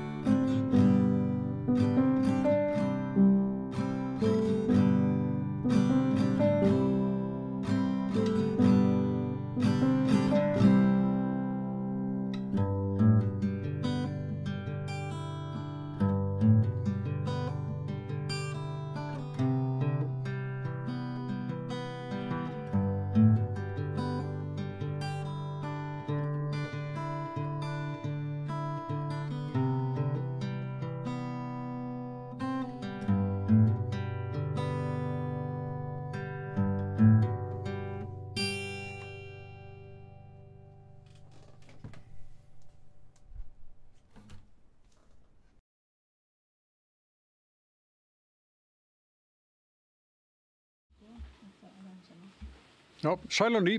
Það eru komið nýju gestir og við ætlum að ræða áfram svona pólitíkina aðalega. Róbert Marshall sem aðstoðarmaður borgarstjóra, Halla Gunnarsdóttir, formaður VR og Ásta Lóa Þórsdóttir, þingkona fyrir Flokk fólksins. Verið velkomin. Af því að við ætlum að ræða svolítið pólitík. Að byrja þá í gær þegar að Sigurður Ingi Jóhannsson tilkynnt hann ætlaði ekki að sækja þetta endurkjöri. Var ykkur hissa? Ekki ég. Ég var ekki hissa, sko. Ég held að Sigurður Ingi skynsamur maður. Ég held að hann var alveg átt sig á því að það væri ekkit vænlegt fyrir hann að bjóða sig fram aftur. Þannig að ég var ekki hissa, nei. Nei, ekki ég. Nei. En samt var ég með langt viðtalveginn hérna fyrir viku og hann alveg samkvæði spurði, hann vildi ekkert segja sem eðlilegt en náttúrulega tilkynir þetta hjá sínu flokksfólki. Já, ég meina að þú segir auðvitað bara það er bara when you're in the game, you're in the game og svo bara þegar þú ert hættur, þá hættur og það þýðir ekkert að vera með einhverjar yfirlýsingar það að mögulega kannski ætlum að hætta þannig ég skil það mjög vel en ég held líka að hans staða hafi verið orðin mjög þröng sem svona í þessari stöðu með bara hvernig flokkurinn hefur verið að mælast hann búinn að líka eiga bara alveg ágætis feril með mörgum lífum og maður er kannski maður bara segja svona eftir á hann bara búinn að eiga gott rönn, eins og maður segir. Já, hann búinn að halda flokknum mikið í ríkisstjórn og hann kallar síðustu 10 ár kallar hann framsóknar áratuginn. Já, ég myndi ekki gera það, en auðvitað myndi hann gera það. En ég held að staðan hafi bara einfallega verið orðin þessi hjá framsókn að þetta var svolítið augljóst. Var það ekki formaður framsóknarflokksins svona smá óvart? Hann bauð sér fram á móti í formanni. Já. Það er einn af fáum sem hefur fellt sitjandi formann í stjórnmálaflokki. Já, hann lendir svolítið í þessu, sko. Hann tekur við keflinu. Já, fólk sem kemur að máli við hann. Hann er ábyggilega óvæntasti forsætisráðherra sem við höfum átt. Það reikna engin kortir áður að hann yrði forsætisráðherra. Nei, sjálfsagt ekki. Ég hugsa það sé rétt. En náttúrulega hann kemur þarna þegar Sigmundur Davíð í vindrismálinu og allt í klessu í honum. Svo kemur flokksþing og þá sem sagt keppar þeir formennskuna. Já, það sem að gerist þarna er að Sigmundur svona einangrast frá þingflokknum. Hann einangrast líka svolítið frá bara landsbyggðinni og ég held að pressan á Inga að sem sagt bjóða sig fram og halda áfram hafi verið þannig að hann hafi metið stöðuna að það væri réttast að gera það. Þannig að Sigmundur eftir hans óvænta brotthvarf þarna í Ventris og Panama skjalamálinu sem að var svolítið kunstugt svona í pólitísku samhengi að þýleitinu til að hann fór á þess að nokkuð tímann segja af sér á þess að nokkuð tímann útskýra stöðuna hann bara einhvern veginn steigti hliðar og sagði aldrei neitt og enginn í raun og veru vissi hvað þetta var sko og ætlaði svo bara til þess að geta komið aftur og sagt ég var með heitt kaffi í könnu á borðinu, hvað er það? Það bara haldið áfram eins og ekkert hafi í skorist sko. En Sigurður Ingi sagði fyrir viku þá sagði hann að hann hafi búið sig fram í Háskólabíófundinum að til að framsóknarflokkurinn færi ekki þá leið sem miðflokkurinn á núna. Að það var að stöðva framgang Sigmundar Davíðs til að hann færi ekki með flokkinn þangað sem að miðflokkurinn er. Var Sigmundur Davíð farin að tala svoleiðis eins og miðflokkurinn gerir þá? Ég man ekki eftir því. Eða sést að ég er svo sem man ekki alltaf. Já, ýmismerkjum það var til dæmis framboðið í Reykjavíkurborg 2014 eða ekki. Það sem var svona eiginlega þá þótti svona nýjunga var svona með útlendinga andúðarsvip. Helsta málið var eiginlega að það yrði ekki byggð moska undir Ráðhúsborginni. Og það var svona ýmismerki sem voru komin áður. Já, það glitti í þetta víða á þessu kjörtímabili 2013-16 og ég ætla bara svona að halda til haga Sigurð Inga til tekna sko að þegar tilraun var gerð til þess að gera svona útlendingamála kosningamáli í síðustu kosningum þá var það svolítið hann sem að sagði að draf það bara og sagði það er bara ekki stemming fyrir þessari umræðu En eins og oft þá sem að stígur fram og drepur eitthvað, þá dó hann í leiðinni. Kannski ekki út af því samt. Nei, en hann náði að það var ekki honum til fylgisaukningar. Nei, en hefði eitthvað kannski orðið til fylgisaukningar á þeim tímapunkti. Ég held bara þau voru komin í svona frekar veikastöðu, þóttu hafa svona, voru einhvern veginn inn á milli í ríkisstjórn og höfðu ekki. Og það var náttúrulega bara hellingur af innanmeinum í ríkisstjórninni sem var. Þannig að það var mál frá ráðherrum voru að festast inn í þingflokkum og svo framvegis. Og ég held að ég er ekkert viss að neitt hefði sjálfur sér orðin til fylgisaukningar, sko. Þegar kosningunum 2013 fáði 25 þingmenn. Já. 19%. Já. Það var náttúrulega... En það skilaði ekki meiru en kannski raunbar vitni. Það var náttúrulega mjög sérstakar kosningar. Í fyrsta lagi vegna þess að Sigmundur Davíð fær eiginlega úrskurð eftir dómstólsins held í 3 viku fyrir kosningar sem túlkaður þannig að hann hafi eftir rétt fyrir sem allir aðrir rangt. Þannig að hann fær, það eru kannski svona 7% stiga fylgissveifla sem til hans alveg á lokametrónum. Svo náttúrulega ígir það aðeins þingmannafjöldan að þetta eru kosningarna þar sem að flest dauðaatkvæði falla niður. Þarna var flokkur heimilanna, þjóðvaki, lýðræðisvaktin, þjóðvaki? Nei, hvað heitir það þarna? Dögun fyrir dögun. Ekki 2013? Nei, ég er svo ástæðan og ég man ekki neitt. Nei, ég man ekki neitt. Ég man að 2013, það eru ég held að séu 6 þingmenn sem að hverfa eiginlega og þeir fara fyrst og fremst til Framsóknar. Ég held að Framsókn fá eiginlega fylgi var ekki til þess að fá 24 þingmenn, sko. Fylgi var kannski til þess að fá 21. En það aðeins mikið með Sigmundi. En þetta staðan sem hann tekur samt við í flokknum. Hvernig haldið það takið við? Erfðaprinsarnir og erfðaprinsessurnar, þær eru allar eiginlega fallnar. Fjall á þingi, Willum og Ásvald Reinarinn og hættur í pólitík. Lilja utan þings. Þannig að það erfitt að sjá hvað Framsóknarflokkurinn ætlar að gera. Það eru nokkru farnir að máta sig í þetta eins og Einar Þorsteinsson. En ég menn, hann í mjög veikri stöðu í Reykjavíkurborg. Ég segði það. Hann segir hann hefur aldrei skorast undan ábyrgð. Nei, en sagði nú samt að sér borgarstjóri. Er ekki Halla Hrund líka nefnd? Halla Hrund er búin að taka fyrir þetta. Hún hefur ekki hafa stuðningin inn í flokknum. Nú er það. Ég held að þetta verði nú, og Lilja hafði nú lagt stuðning inn í flokknum. Ég myndi nú halda það, sko. En ekki út á meðal manna. Nei, ég þori ekki að fara með það. Nefna listamanna, hún hefur ekki stuðning með listamanna.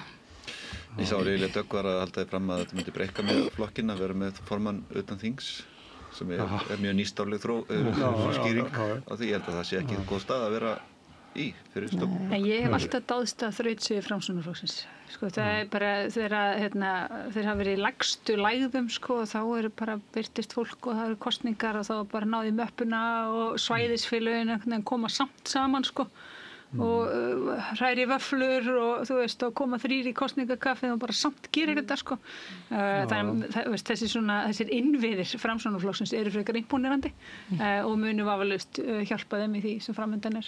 Já. Og þeir eru miðjuflokkur undir ríkisstjórn sem er miðjuflokkar. Já. Ótækur miðjuflokkur, sagði ég. Ég veit ekki hvað flokkur fólksins hvað. Við skilgreinum okkur bara til málefnum. Þeir eru ekki miðjuflokkur.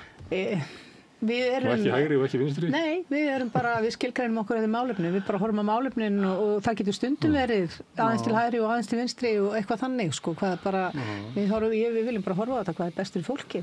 Hvað líður rannsóknarskýrslu Heimirar? Já, henni bara líður ekki neitt, það er nú bara þannig. Nú erum við í stjórnarmeirihluta. Já, nú erum við í stjórnarmeirihluta, en enga síður, þú þarft þingmeirihluta og þetta er eitthvað sem að mjög mörgum þingmönnum virðist ekki hafa fundist vera áríðandi og ég kannski hef ekki svo sem á þessum stutta tíma sem við tókum við af ýmsum ástæðum ekki verið að ýta sérstaklega og eftir þessu síðan en það var alveg greinilegt að það var ekki stuðningur fyrir þessu þinginu en ég tel þetta alveg nauðsynlegt þarna hrunið var 17 ára núna fyrir nokkrum dögum og í þar síðustu viku ef maður rétt og það þýðir að ef þetta væri nú manneskja og þetta komið með bílpróf, verið fullorðið á næsta ári og það hefur bara ekkert ennþá verið gert upp. Það var gerðar rannsóknir á orsökum hrunsins, það hefur ekkert verið gert upp hvernig farið var að eftir hrun, varðandi heimilinn eða varðandi lánasöfnin eða neitt, það hefur engin svona rannsókn farið fram. Þorsteinn Sæmundsson búin að reyna þetta mikið? Nei, það bara varðandi íbúðalánasjóð, það var algjörlega bundið við það. Við viljum þetta á miklu breiðari grundvelli og þetta þyrfti að verða rannsóknarskýrsla Alþingis og þá þarftu, þú veist, og það náttúrulega bara svolítið batteri og það hefur ekki verið fylgi með því. Ég myndist nú á þetta í ræðu sem ég hélt á daginn eftir afmælisdag hrunsins að þetta hefði ekki ennþá verið gert upp. Mér finnst þetta bara mjög alvarlegt mál. Það bara svona látið eins og öll þessi heimili og við stöndum bara fast við þá tölu, þau voru að minnstakosti 15.000 fjölskylduna sem mistu heimili sín. Heimili sem fóru til bankana með annarkvort uppboðum, það voru 10.000, það staðfest og svo viljum við meina og eða við vitum að minnstakosti jafn mörg fóru í gegnum samninga við bankana og þannig að varlega áætlað voru þetta 15.000 heimili og þeir bara svona sópaðandi teppið eins og óhrunni börnunum hennar Evu aldrei fengist viðurkenning á því að nokkur rangt hafa átt sér stað eða allar þessar þjáningar sem þetta fólk fór í gegnum og það finnst mér bara ekki ganga og það verður að fara í gegnum þetta vegna þess að þetta má aldrei gerast aftur með þessum hætti. Mér finnst það mjög mikilvægt. Ég hef stundum verið næstu því að skoða þetta. Ég man einu sem fór ég hringferð landið og talaði við leigjendur og maður ekkert komin langt þegar maður allir átt að segja á því hvað hrunið hafi gríðarlega áhrif á margar fjölskyldur.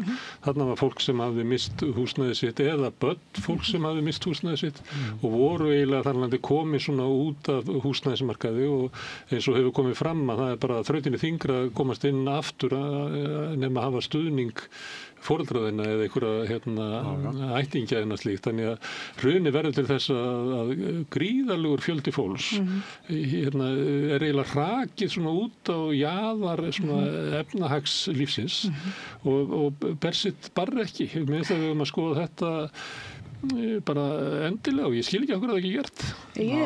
Ég held að það séu bara of margir á of mörgum stöðum sem að litu of oft til hliðar til þess að það sé þægilegt að skoða þetta. Sem vilja alls ekkert að vera gert. Og svo náttúrulega bara er ekkert að neita því að það eru teknar ákvarðanir og þær eru meðvitaðar á ákveðnum stöðum innan kerfisins og það vill enginn að það sé rannsakað. Ég bara held í statt og stöðut fram, það var bara ákveðið að fórna þessum heimilum fyrir fjármálakerfið og þegar tala var þessa frægu Skjaldborg, hún var það, svo ég stöður sagt, það var bara byggt virki í kringum þessi heimili og svo var bara bönkunum stilt upp á og þeim gefin skotfærn og þau bara skutuði niður hvert og fætur öðru og það var nú bara þannig sem þetta virkaði. Þannig að en ég er nú búin að ræða þetta svo rosalega oft en samt eins og Gunnar Smári er að nefna að þetta hefur svo langvarandi áhrif. Ég meina, börn fólk sem lenti í þessu, ég ætla bara að segja, ég bara veit það að til dæmis að mínir synir, þeir eru bara mjög erfitt með að taka lán. Þú veist, fyrir húsnæði, þetta er bara guð minn góður, hvað gerist næst, skilurðu? Það er bara ákveðin áfallastreitur öskun og ég líka held að það sé engin tilviljun að það er kringu svona 2014 eitthvað svoleiðis sem að kulnun fór að vera svona almenn og algeng og þá er fólk kannski annarkur búið að tapa eða hvernig sé það eða jafnvel búin að fá hugsanlega einhverjir búin að fá einhverja lausn og þá, þú veist, það er svo oft, þú stendur baráttuna og svo hrynur og þar fór fólk að hrynja, bara hvert á fætur öðru og hvað viltu verið gert? Gerðu rannsókn á því að skrá saman svo skaðan af hruninu. Við skulum bara byrja á því. Ég kannski veit hann, ég er ekki sem að allir sem eru að horfa okkur að hlusta, veit það. Já, ég meina, það þarf að fara frá rannsókn á því hvernig það gat gerst að í rauninni var bara tekin staða gegn heimilin landsins. Og við erum, kannski ekki alveg á sama hátt, en við erum samt að horfa upp á, bara núna í dag, bara það að litið er á, það eru heimilin sem alltaf eiga að taka öll högg á sig og meðan fjármálakerfið er varið. Og við erum að horfa á núna að komin daginn umboðsmaður skuldari væri með ársbiðlista. Þú veist, þetta eru innan gæðslega breiðubökin sem er að taka á sig að ná jafnvægi út af verðbólgu sem að já, ég veit ekki hvort ég á að byrja þar, sem hefur alltaf verið að byrja lækkin, hefur samt lækkað úr 10,7% í 3,8 eða í kringu 4% núna, sem eru efri vikmörk Seðlabankans. Hann vil náður niður í 2,5 og býtu, það að kosta, þú veist, ég reiknaði það daginn að ef að, sko í eðli sínu er 4% verðbólga það að þú borgar 4.000 krónur meira ef þú ert með 100.000 krónur útgjöld, 20.000 krónur meira ef þú ert með 500.000 krónur útgjöld og að ná niður í 2,5 þýðir að þessi auka útgjöld lækka 1.500 krónur og fyrir það að fólk að vera að borga 200-500.000 krónur á mánuði til þess að lækka, þú veist, ég næ ekki upp í þessa hagfræði, ég er bara svo þakklátt fyrir að vera ekki hagfræðingur, vegna þess að ég bara, þú veist, þetta eru svo einföld sannindi í mínum huga og fólk er komið á þolmörkum, bara, þú veist, og miklu fleiri heldur en þeir sem að leita til umboðsmanns skuldara, það er það síðasta sem fólk gerir, það að leita aðstoðar.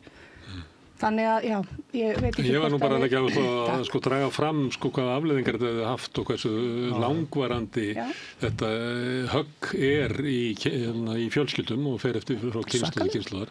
Ef menn vil eitthvað svona jákvætt þá getum við tekið til dæmis áhrif verkamannabústaðana á fjölskyldusögu þeirra sem að þar fengu útlutað.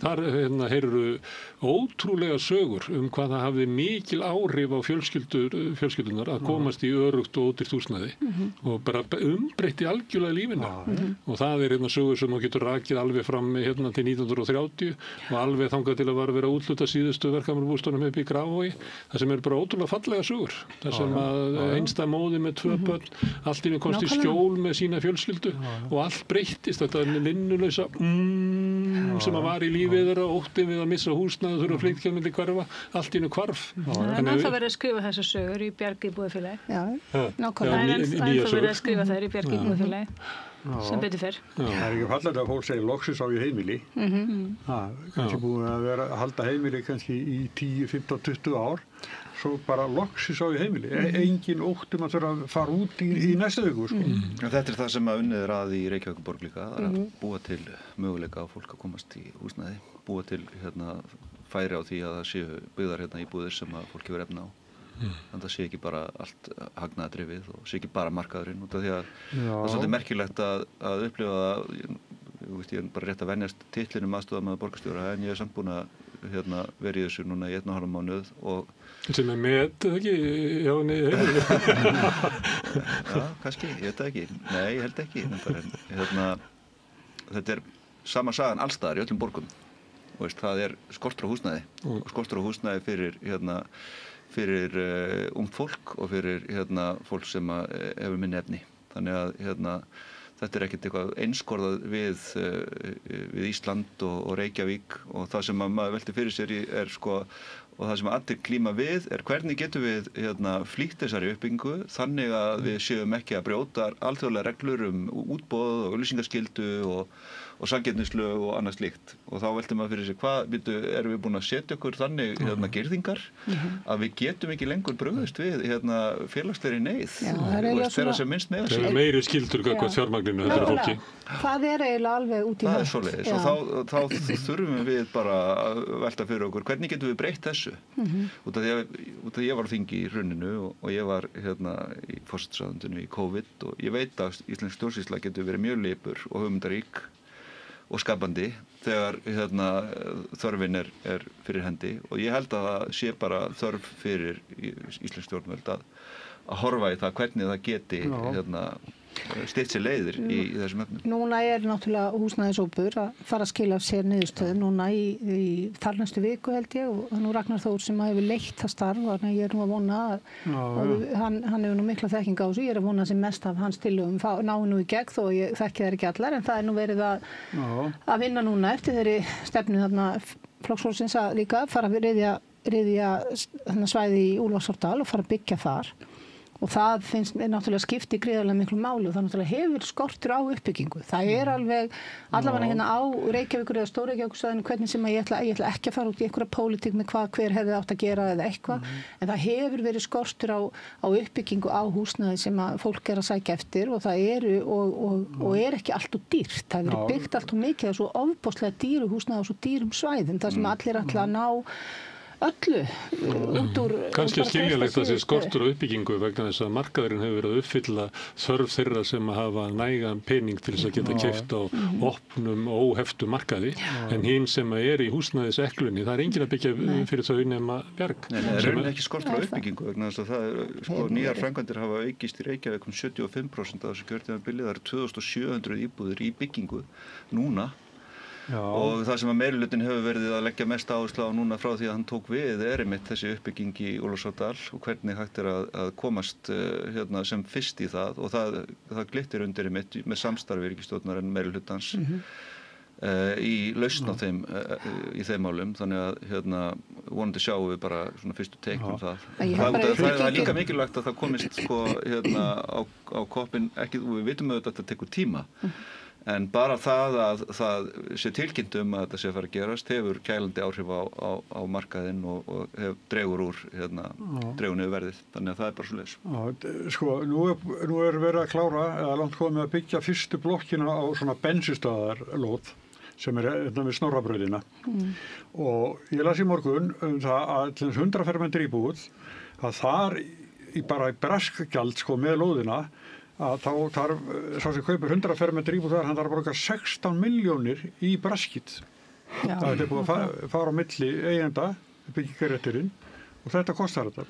Það þarf einhvern veginn að stoppa þetta brask með byggingaréttin. Að einhver fær byggingaréttin og honum ber að byggja, hann er ekki byrjaður að byggja innan einhvers tíma, að þá bara skila honum inn og þá bara einhver annar að fá hann. Ekki að þessir aðilar geti verið að braska svona með þetta. Og þetta er alveg stór hluti af vandanum, það er engin spurning. Og ég held líka bara með uppbygginguna alveg, og ég segi þetta alveg með, ég er mjög glöð við 75% aukningu, ég held bara að þetta hafi byrjað allt og seint. Og nú náttúrulega var ég formaður Hagsmunasamtaka heimilin og þau voru byrjuð að benda á þetta löngu fyrir mína tíð sem formaður að það stemdi í skort og það þurfti að byggja þá 2000 íbúðir á ári og það bara var ekki farið nálægt í og það kom meira að segja frá Húsnæðis- og mannvirkjastofnun sem þá hét Íbúðalánasjóður og ekki löngu fyrr sko að ég held 2016 að það vantaði einhverjar 2000 íbúðir á ári samt var það ekki gert og núna erum við að byggja 2000 íbúðir á ári og þá eigum við eftir að vinna upp allan þennan hala í rauninni. Það er auðvitað í þessum bensinstöðamálum rosalega mikið af svona mögulega kannski. Þá eftir að skipuleggja þessar lóðir að flestu leyti, það eru auðvitað mjög misjöfnum stöðum gagnvart olíufélögunum, þetta eru 44 lóðir sem að þarna var verið að semja Það er gríðarlega mikilvægt að stjórnvald eins og Reykjavíkurborg sé ekki að taka svona lóðir eignarnámi af atvinnulífinu, hvaða starfsemi sem þarna er. Ég held að markmiðin sem voru þarna baki, allir séu sammála þau. Við erum að koma heilsuspillandi og umhverfisvænum og jafnvel hættulegri starfsemi út úr íbúðahverfunum. Og skýrsla innriðendurskoðunar sem var birt núna í vikunni bara leiðir það í ljós að auðvitað hefði mátt gera ýmislegt öðruvísi þarna og betur og það eru mikilvægi punktar en markmiðin sem allir voru sammála og aðferðafræðin sem allir voru líka sammála hún gekk bara eftir og það er uppi staðið hvaða verðmæti var verið að afhenda olíufélögunum, það er allt bara svona mjög mikla getgátur og mögulega kannski sem ekki er hægt að kannski besta. Það er nú tiltölulega einfalt að koma með nálgun á því hver hagur verið að fá þessar lóðir til uppbyggingar og það er þetta bara miða við aðra þéttingareiti.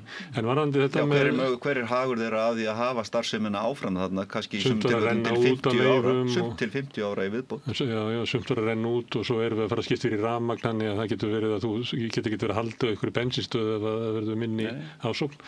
En varðandi 16 milljónuna því að fólk, þetta eru síðustu peningandi sem koma ofan á, þetta er lagt ofan á byggingakostnaðinn. Og fólk þarf að taka lán fyrir þessu. Og það borgar það tvöfalt tilbaka á 40 árum.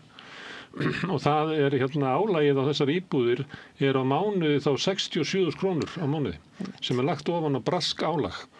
Svo er fólk að velta fyrir sig svona skattahækkunum og annað slíkt. Þú veist að sömuleyti þá við getum ekki borið hennan auðvaldið sem er að græða og brask og okrið. Við getum bara ekki borið það lengur því það er að taka til sín miklu meira heldur en eru innviðagjöld eða skattar sem fólk er að borga. 67.000 krónur á mánuði í 40 ár. Þetta er bara ekki hægt að bjóða fólki upp á þetta. Nei, það er ekki hægt. Sammála því. Þá komum við, svo ég bara nefni, því að það er nú mitt uppáhaldsmál, það eru vaxtahækkanirnar. það myndi engum stjórnmálamanni dett í hug að bjóða upp á svona skattahækkanir eins og hægt bara að sitja á með pennastriki af embættismanni sem að fyrirgefi svo ég segi það, enginn hefur kjörið og ber í rauninni, þú veist, og með mjög, svo ég segi bara, mjög einstrengingslega sýn á hvernig eigi að laga hagkerfið. Það megi bara laga eitthvað hagkerfi með því að í rauninni leggja þetta allt á heimili landsins á meðan að í rauninni þau ætti að vera undirstaðan í hagkerfinu. Þá meina ég og ef að heimilin ef að fólk fyrir að missa heimili sín sem að ég búin að vara við núna í mörg ár og við gætum bara verið að fara að horfa upp á að því að fólk bara komið yfir þolmörk fyrir löngu að þá til hvers þá unnið. Þannig að þú veist, og eins og ég segi, þú veist, þetta bara mörg 100.000 og svo rífast stjórnmálamenn 5.000 krónur til eða fráleiku við í skattahækkanir. Þú veist, þetta, mér finnst þetta aftur meika bara ekki sens. Svo ég sleppi. Við erum mjög blandað félag. Það fólk sem á lágum launum og svo bara upp úr allu. Kannski ekki upp úr allu, en já, við erum með frekar breytt ekki bygg. Hátt upp, skulum við segja. Já. Já, en heyrið þú þetta að fólk sé að bugast undan? Já, heldur betur. Og það algjörlega rétt sem Ásthildur segir, að það verið að pína lántakendur alveg svakalega og Seðlabankinn hreinlega búinn að segja að hann ætlar ekki að hætta að krysta fyrir núna tekst að krysta þau sem hafa fært sig yfir verðtryggt lán og eru búin að mála það fólk upp sem eitthvað sérstætt vandamál í íslensku samfélagi því að þau hafa náð að standa í skilum með því að færa sig yfir verðtryggt lán sem Seðlabankinn kallar að viðhalda kaupmætti sínum og sem það ekki, hefur slutur fólk að bara reyna að standa í skilum og og þannig að þetta ofboðslega þungt fyrir margar fjölskyldur og þessi hávaxtastefna er núna búin að vara í 3 ár á meðan lágvaxta tímabilið sem að allir dásumuðu og Seðlabankastjóri sagði komið til að vera var í 2 ár. Þannig að og mér finnst alveg ágæta sem kemur fram sko að við erum rosalega fljót að kenna lántakendum stöðuna sem þau eru í. Sem búa samt í, þú veist, heimi, segjum að þá hefur fest vextina innan fyrir 3 árum síðan eða rúmum 3 árum síðan á 50 milljón króna láni sem bara svona eðlilegt lán, eða var það þá, nú þurftu að taka ennþá hærra lán og síðan voru þeir fastir í 3 ár og svo núna kannski í janúar losnuðu þeir og greiðslubyrðin var að fara minnir að tölurnar okkar var sýnt upp kannski 170-80 skall og og þetta alveg rosalega fjárhæðir sem að fólk að það voru líklega hærri, ég held að við höfum reiknað þetta út að þetta verið samanlagt 320.000 krónur í tekjur sem þyrfti. Mér minnir að því ég reiknaði þetta nokkuð sinnum að það sé 160, með 4% vexti, þá sé vaxtagreiðslur af 50 milljón krónur láni 167.000 krónur og þegar að þetta miðað við kannski 8,1% vexti sem eru núna, að þá eru þær komnar í, ef ég man rétt, 350. Allavega það. Já, þetta eru rosalega hækkanir og þetta hleypir á milljónum á ári og einhvern veginn finnst bara samfélaginu þetta bara sjálfsagt. Já, það það sem ég nefnilega að berjast gegn. Ég bara get ekki sagt með þetta sem sjálfsagt. Þetta á ekki að fara á lántakendur þegar það þarf að draga úr þenslu í hagkerfinu vegna þess að þá þetta að lenda á þeim sem mest skulda og minnst eiga á meðan hinir eru stikkfrí. Sem að í rauninni, þetta fólk sem mest skuldar og minnst á, það ekki að valda þenslu. Hvernig með þetta fólk? Sækir það meiri í sjúkrasjóði? Það einhverju sem bugast og verður þarf að tyggja þjónustu frá félaginu? Það náttúrulega staðan í VR eins og í öðrum stéttarfélögum að sjúkrasjóðurnir okkar það talsvert mikið að vera hjá þeim. Ég held að ég ætla ekki að sitja hérna og þykjast geta búið til einhverja einlíta skýring á því hversuna það er. Við sjáum vöxt í því að fólk í andlegum veikindum. Við sjáum auðvitað við séð þessa kulnunar bylgju nánast og og það þú veist, sjúkrasjóð stéttarfélagana náttúrulega eru ofboðslega mikil trygging og velferðarþjónusta og við erum að sjá að það þeir eiga sumir erfitt með að standa undir öllum sínum verkefnum. Já, með þeim afleiðingum að fólk veikist. Já, náttúrulega sjúkrasjóðin veiki ekki fólk en ég bara að segja sko að bara mikil og alvarleg veikindi vinnandi fólks eru bara frekar mikil staðreynd sko. og auðvitað höfum við miklar áhyggjur af því og fjárhagslegar áhyggjur eru auðvitað með því erfiðasta sem þú áttu í lífinu og þeir eru komin með sko óttan að þakið þitt yfir höfuð og öryggið þitt og heimili barnanna þennan sé undir, þá það eru rosalega fáir sem rista það bara einhvern veginn af sér og halda áfram eins og ekkert hafi í skorist.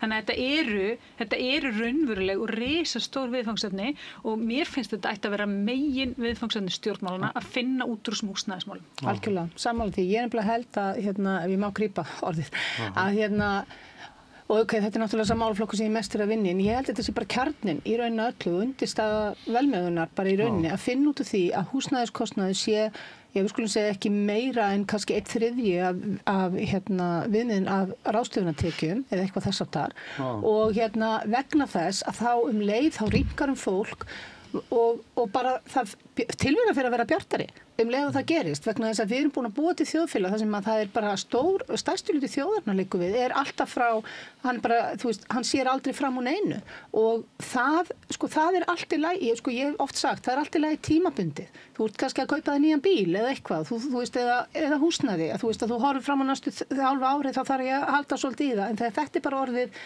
lífið, alltaf og svo heyrði maður á kennarastofunum í gamla daga þá var farið að tala hvað væri nú erfitt og matur og dýr og það kom alltaf einhver og sagði en hafið séð hvað fólk er að kaupa það er bara fullt af keksi og svona í körfunni hjá því og ég man að ég einhvern tíma sneri mér að viðkomandi í því tilfelli og sagði bara og af hverju má fólk ekki kaupa sér keks skilur þú veist af hverju á það að vera lúxus sem að þú mátt ekki leyfa þér.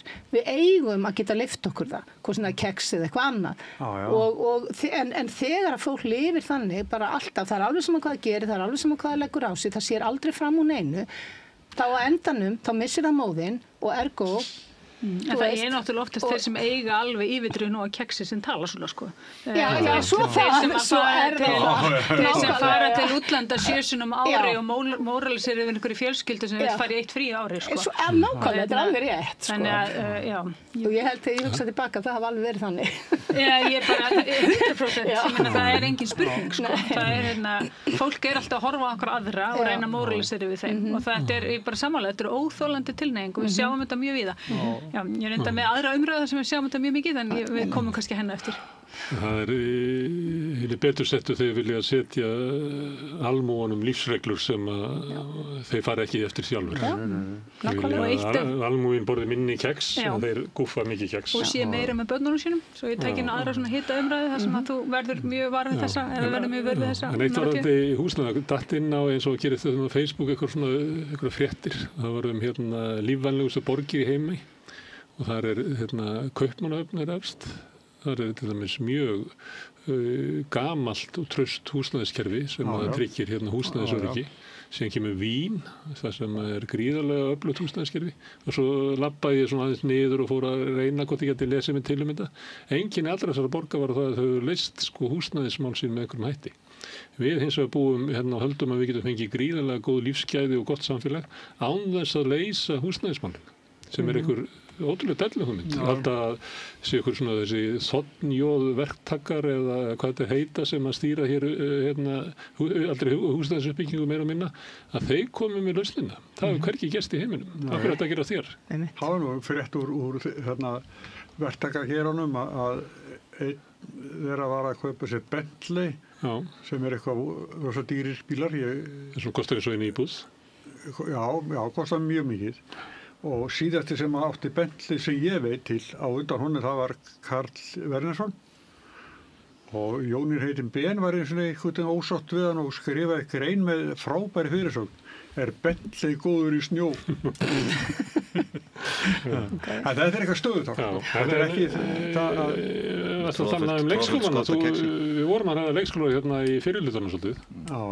En viltu ræða leikskólana? Já, ég vil helst ekki tala neitt annað en húsnæðismál og leikskólamál þessa dagana. Og núna erum við líka kortur í kvennaverkfall og það er reynda búið að vera hluti af kvennafrídeginum í ár verður svona söguganga þar sem að verður gengið fram hjá svona stöðvum í ég held að þetta verður við Lækjargötu og af því og síðan svona sérðu Bríeti og svo sérðu baráttunum fyrir leikskólum á einu stað og einu stað verður Feministafélag Íslands sem ég var nú félagi í og mjög virk innan og við hittust nokkrar í gær og vorum svona undirbúa og rifið upp bara hvað var þetta feministafélag eiginlega, hvað var það sem við vorum að gera og kíkja yfir þau gögn sem við áttum og minningar og svona og þetta, og það alltaf þessi tveir meginþræðir, það annars vegar baráttan gegn ofbeldi, gegn konum og síðan fjárhagslegt sjálfstæði kvenna og stundum tengist þetta, en þegar konur þurfa náttúrulega að vera fjárhagslega sjálfstæðar til að geta losa sig undan ofbeldi oft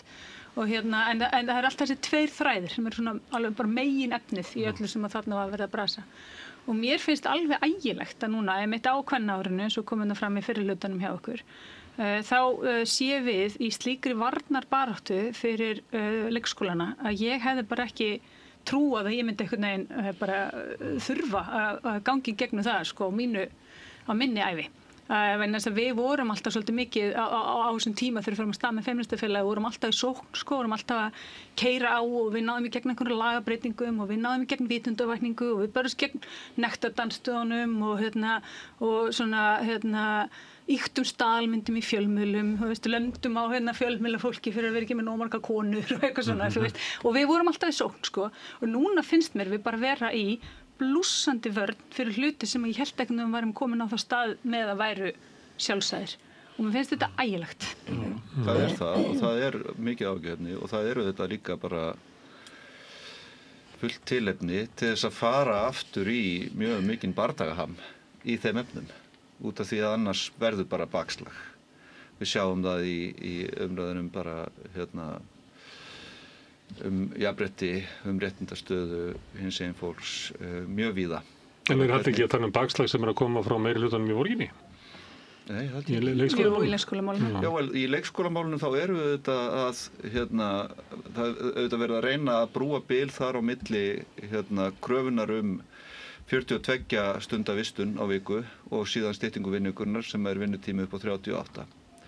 Þannig að þar verða að reyna að búa til aukinn fyrirsjáanleika sem bæði gott fyrir rekstur leikskólana og gott fyrir foreldra að sjá hver hinn raunverulega þörf og þær aðgerðir sem að gripið hefur verið til á þessu kjörtímabili hefur séð okkur stytta eða minnka biðlista fyrir 12 mánaða og eldri 40% á milli ára. Það stór vandið auðvitað vegna innivistar á mörgum af þessum leikskólum sem verið að taka í gegn og það auðvitað slæmt. En það líka svona uppbyggð erðasynd og vanrækslusynd sem við erum að vinna niður halan á og auðvitað það frústrerandi og leiðilegt en það líka til undirstrikunar það að við þurfum svolítið að láta pólitíkina í borginni og í sveitarfélögunum snúast það hvað fólkið þarf og hvað börnin okkar þurfa. Frekar heldur en að hún hefur dálítið snúist það hvað borgirnar þurfa eða hvað sveitarfélögin þurfa og hvernig við þurfum að hafa skipulaginu og svo framvegis. En við þurfum að laga þetta að bæði þörfum þeirra sem þurfa þessa þjónustu og þeirra sem eru að vinna hana. Og tillögurnar sem við höfum verið að fjalla núna eru þverpólitískar tillögur úr þverpólitískum hópi sem eru í samráðsferli núna. Sem að hluti af þverpólitíkin búin að hlaupa frá þegar í stað. En mig langaði bara að segja að ég held að það sé gott svona að taka fram Róbert það sem búið að vera að gera í leikskólamálum og stytta biðlista, það búið að stytta vinnuvikuna, búið að fækka börnum á starfsmann, búið að gera fullt af hlutum og það verið að reyna að laga húsnæði eða eitthvað slíkt og ég sé ekki betur en í þeim mjög svo takmörkuðu gögnum sem við fáum frá Reykjavíkurborg, við sem höfum að móta okkur afstöðu til þessara tillagna að þá helmingur leikskóli Reykjavík sem málin eru bara í sem virðast bara verið nokkuð góða málum sem börn ekki sendt heim og það stóð þannig að börn hefur verið sendt heim í helmingi leikskóla á einhverju tilteknu tímabili líklega okkar leikskóli þar á meðal og ég hef þurft að sækja barnið mitt einu sinni þá klukkan 15:30 þannig að það ofboðslega margir leikskólar virðist vera þar sem að málin eru bara þetta bara í ágætis höndum og gengur ágætlega en það sem að gerast núna með þessum tillögum það í rauninni verið að elta Kópavogsbæ og meirihlutinn í Reykjavík að gera sem sagt pólitík sjálfstæðismanna Kópavogi að sinni pólitík sem að minnst líka svolítið sérstætt og það búið að telja bæði starfsfólki og foreldrum trúum að það sé ekkert hægt að gera annað fyrir leikskólana en að verðstýra foreldrum stýra þeim annars með verðstýringum og hins vegar með svona sektarkennd. Það sé eina sem hægt að gera. Og ég búin að fá fregnir af þessum fundum sem verið að halda með foreldrum fulltrúum foreldraráða í borginni. Og þar inni eru stjórnendur leikskóla líka. Og ekki einn einasti stjórnmálamaður af því mér skilst, heldur bara embættismenn frá borginni og stjórnendur sem og ein lýst þessu fyrir mér, hún sagði að þau hefði alveg geta sest ofan á okkur. Þessar tillögur eru ekki smíðaðar út frá þörfum foreldra, ekki smíðaðar í samhengi við vinnumarkað, ekki smíðaðar virðingu gagnvart þessari sögu sem nær langt aftur fyrir leikskólana, yfir í dagvistunarheimilin og dagheimilin sem voru byggð upp þegar Ísland var að kaupstaðavæðast og börn voru gangandi sjálfvalan göturnar og lendandi fyrir bílum og eitthvað annað slíkt og einhvern veginn þaðan sprettur þetta kerfi. Þetta er algjört krúnudjásn á Íslandi, þetta er það sem að fer eitthvað í áttina því að gera okkur fjölskylduvænu samfélagi. Ég hef ekki heyrt einhverja rosalega kröfu 42 stunda vistun, ég veit alveg að það 42 stunda opnunatími, kannski það sem átt við meira. Vistunatími barna hefur svona aðeins byrjað að dragast saman þegar foreldrar hafa meiri sveigjanleika og mér finnst það bara þurfa að vinna með þessu kerfi og vinna með öllum sem að því koma og bara kalla eftir því að borgin endurskoði þetta, hlusti á okkur sem erum að tala fyrir hönd vinnandi foreldra og á okkar varnaðarorð. En þetta er í samráði? Þetta er í samráði, þetta eru þverpólitískar tillögur, alveg rétt sem að Halla segir að þeir sem að stóðu að þessu, kannski ekki þeir sem að voru inn í þessum starfshópi, en fulltrúar þeirra síðan í oddvitar, Sjálfstæðis og Framsóknarflokks voru mjög fljótir að hlaupa undan þessu samræði og þykjast ekki kannast við neitt af neinu í þessu og finnast þetta, vildu helst eignast og eigna sér þessa vinnu að morgni en töldu þetta algjört klúður að kvöldi. Þannig að kannski sáu þau bara ljósið þannig við dag. Það geti verið en okkur sem höfum verið að fjalla með þessu tillögur verum við mikla ánægju meðal leikskólakennara og ég trúi því að það verði hægt að gera að hinnan endanlegar tillögur í þessu verði þannig að sem flestir geti verið sáttu við þetta og það er verið að reyna að brúa bil þarna og það er verið að reyna að koma til móts við þessa gríðarlega mikilvægu þjónustu og að mæta vanda sem að hefur verið viðvarandi í mörg ár og áratugi á Íslandi. En vandanum er svolítið mætt með því bara að velta vandanum áfram. Og það finnst mann svolítið skrítið að það sé ekki svona vilji í þessu samfélagi að því að þessi vandi er svo búin að vera augljós lengi. Það er búið að vera vandi með leikskólan lengi og það er, einhver leit er það að svona ábyrgðin á börnum frá fæðingarorlofi til leikskóla er einhvern veginn í lausu lofti. Sveitarfélögin eiga að bera þetta en þau hafa kannski mismunandi stöðu til þess. Má ekki gleymast að það er sveitarfélögin standa misjafnlega. Þannig að þetta er kannski verkefni sem að ríkisvaldið ætti að taka líka koma að með einhverjum hætti. Til þess að finna einhverja lausn sem að það er ekki þannig að við erum með vanda starfsfólksins, flytjum það yfir á foreldra og andi foreldrarna fer þá eitthvað annað. Sjúkrasjóður stéttarfélagana. Ég veit ekki hvað það verður. Já, mér langar svona aðeins að og ég ætla alveg að taka undir allavega flesta því sem þið hefur sagt, það er ekkert sem kemur upp í hugan annað en ég ætla samt að hafa flest svona til varnaðar. En leikskólinn, hann er samt bara, ég bara minna það, hann er ekki fyrst og fremst fyrir foreldra, hann er fyrst og fremst fyrir börn. Og það hefur bara þrengt að mörgu leyti mjög aðstarfi leikskóla á undanförnum árum. Það bara meina ég álag gríðarlega mikið á starfsfólki, það er allt þetta sem að við bara, ég þarf ekki að fara í hér og við vitum og það er eins og það þurfi kannski að taka örlítið, bara skref líka örlítið tilbaka og bara svona leyfa, þú veist, og leita núna alvöru lausna. Þetta er náttúrulega líka bara þessi hringrás sem við kannski vorum að ræða áðan. Fólk þarf að vinna langa vinnudag á Íslandi og það er kannski líka það. Við þurfum að skoða það og við þurfum að lækka húsnæðiskostnað svo fólk þurfi ekki að vinna svona lengi og þurfi ekki endilega allan þennan langa vistunatíma og þá er ég ekki bara að tala að það er lenda á konum. Þannig að við erum líka þarna í þessari hringrás og svo náttúrulega er það þannig og það er náttúrulega gallið með það að við ætlum að fara að láta fólk borga, foreldrar borga meira við þurfum að aukna vistun. Það er mjög hætt við að það lendir mest á þeim sem eru í lægst launuðu vinnunum af því að þau hafa ekki sveigjanleika til þess að hlaupa fyrr eða breyta til og svona. Það þarf að passa rosalega upp á það. Og ég vil bara hins vegar samt, þú veist, það samt alveg þannig að það gríðarlegt álag á starfsfólki leikskóla og það bara þessi veikindi til dæmis sem eru mjög mikil hjá starfsfólki leikskóla eru bara vitnisburður það.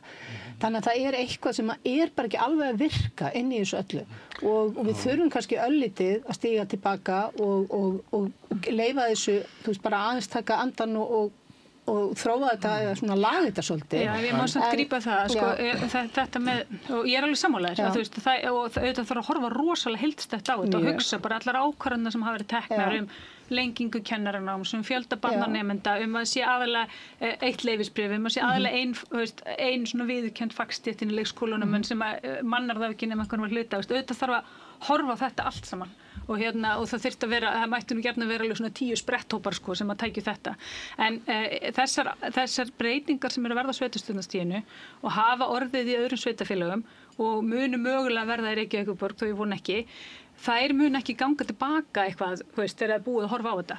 Og að því við vorum að tala á þannig, þú veist, það þessar áhyggjur af lægstlaunuðu hópnum og þá segja sveitarstjórnar yfirvöld alltaf, já, við munum veita þeim afslætti og við munum tekjutengja þá. Af vísu í Kópavogi þá svona ofboðslegir afslætti gagnvart hópum sem eru eiginlega ekki í Kópavogi af því þeir búi ekki þar, sko.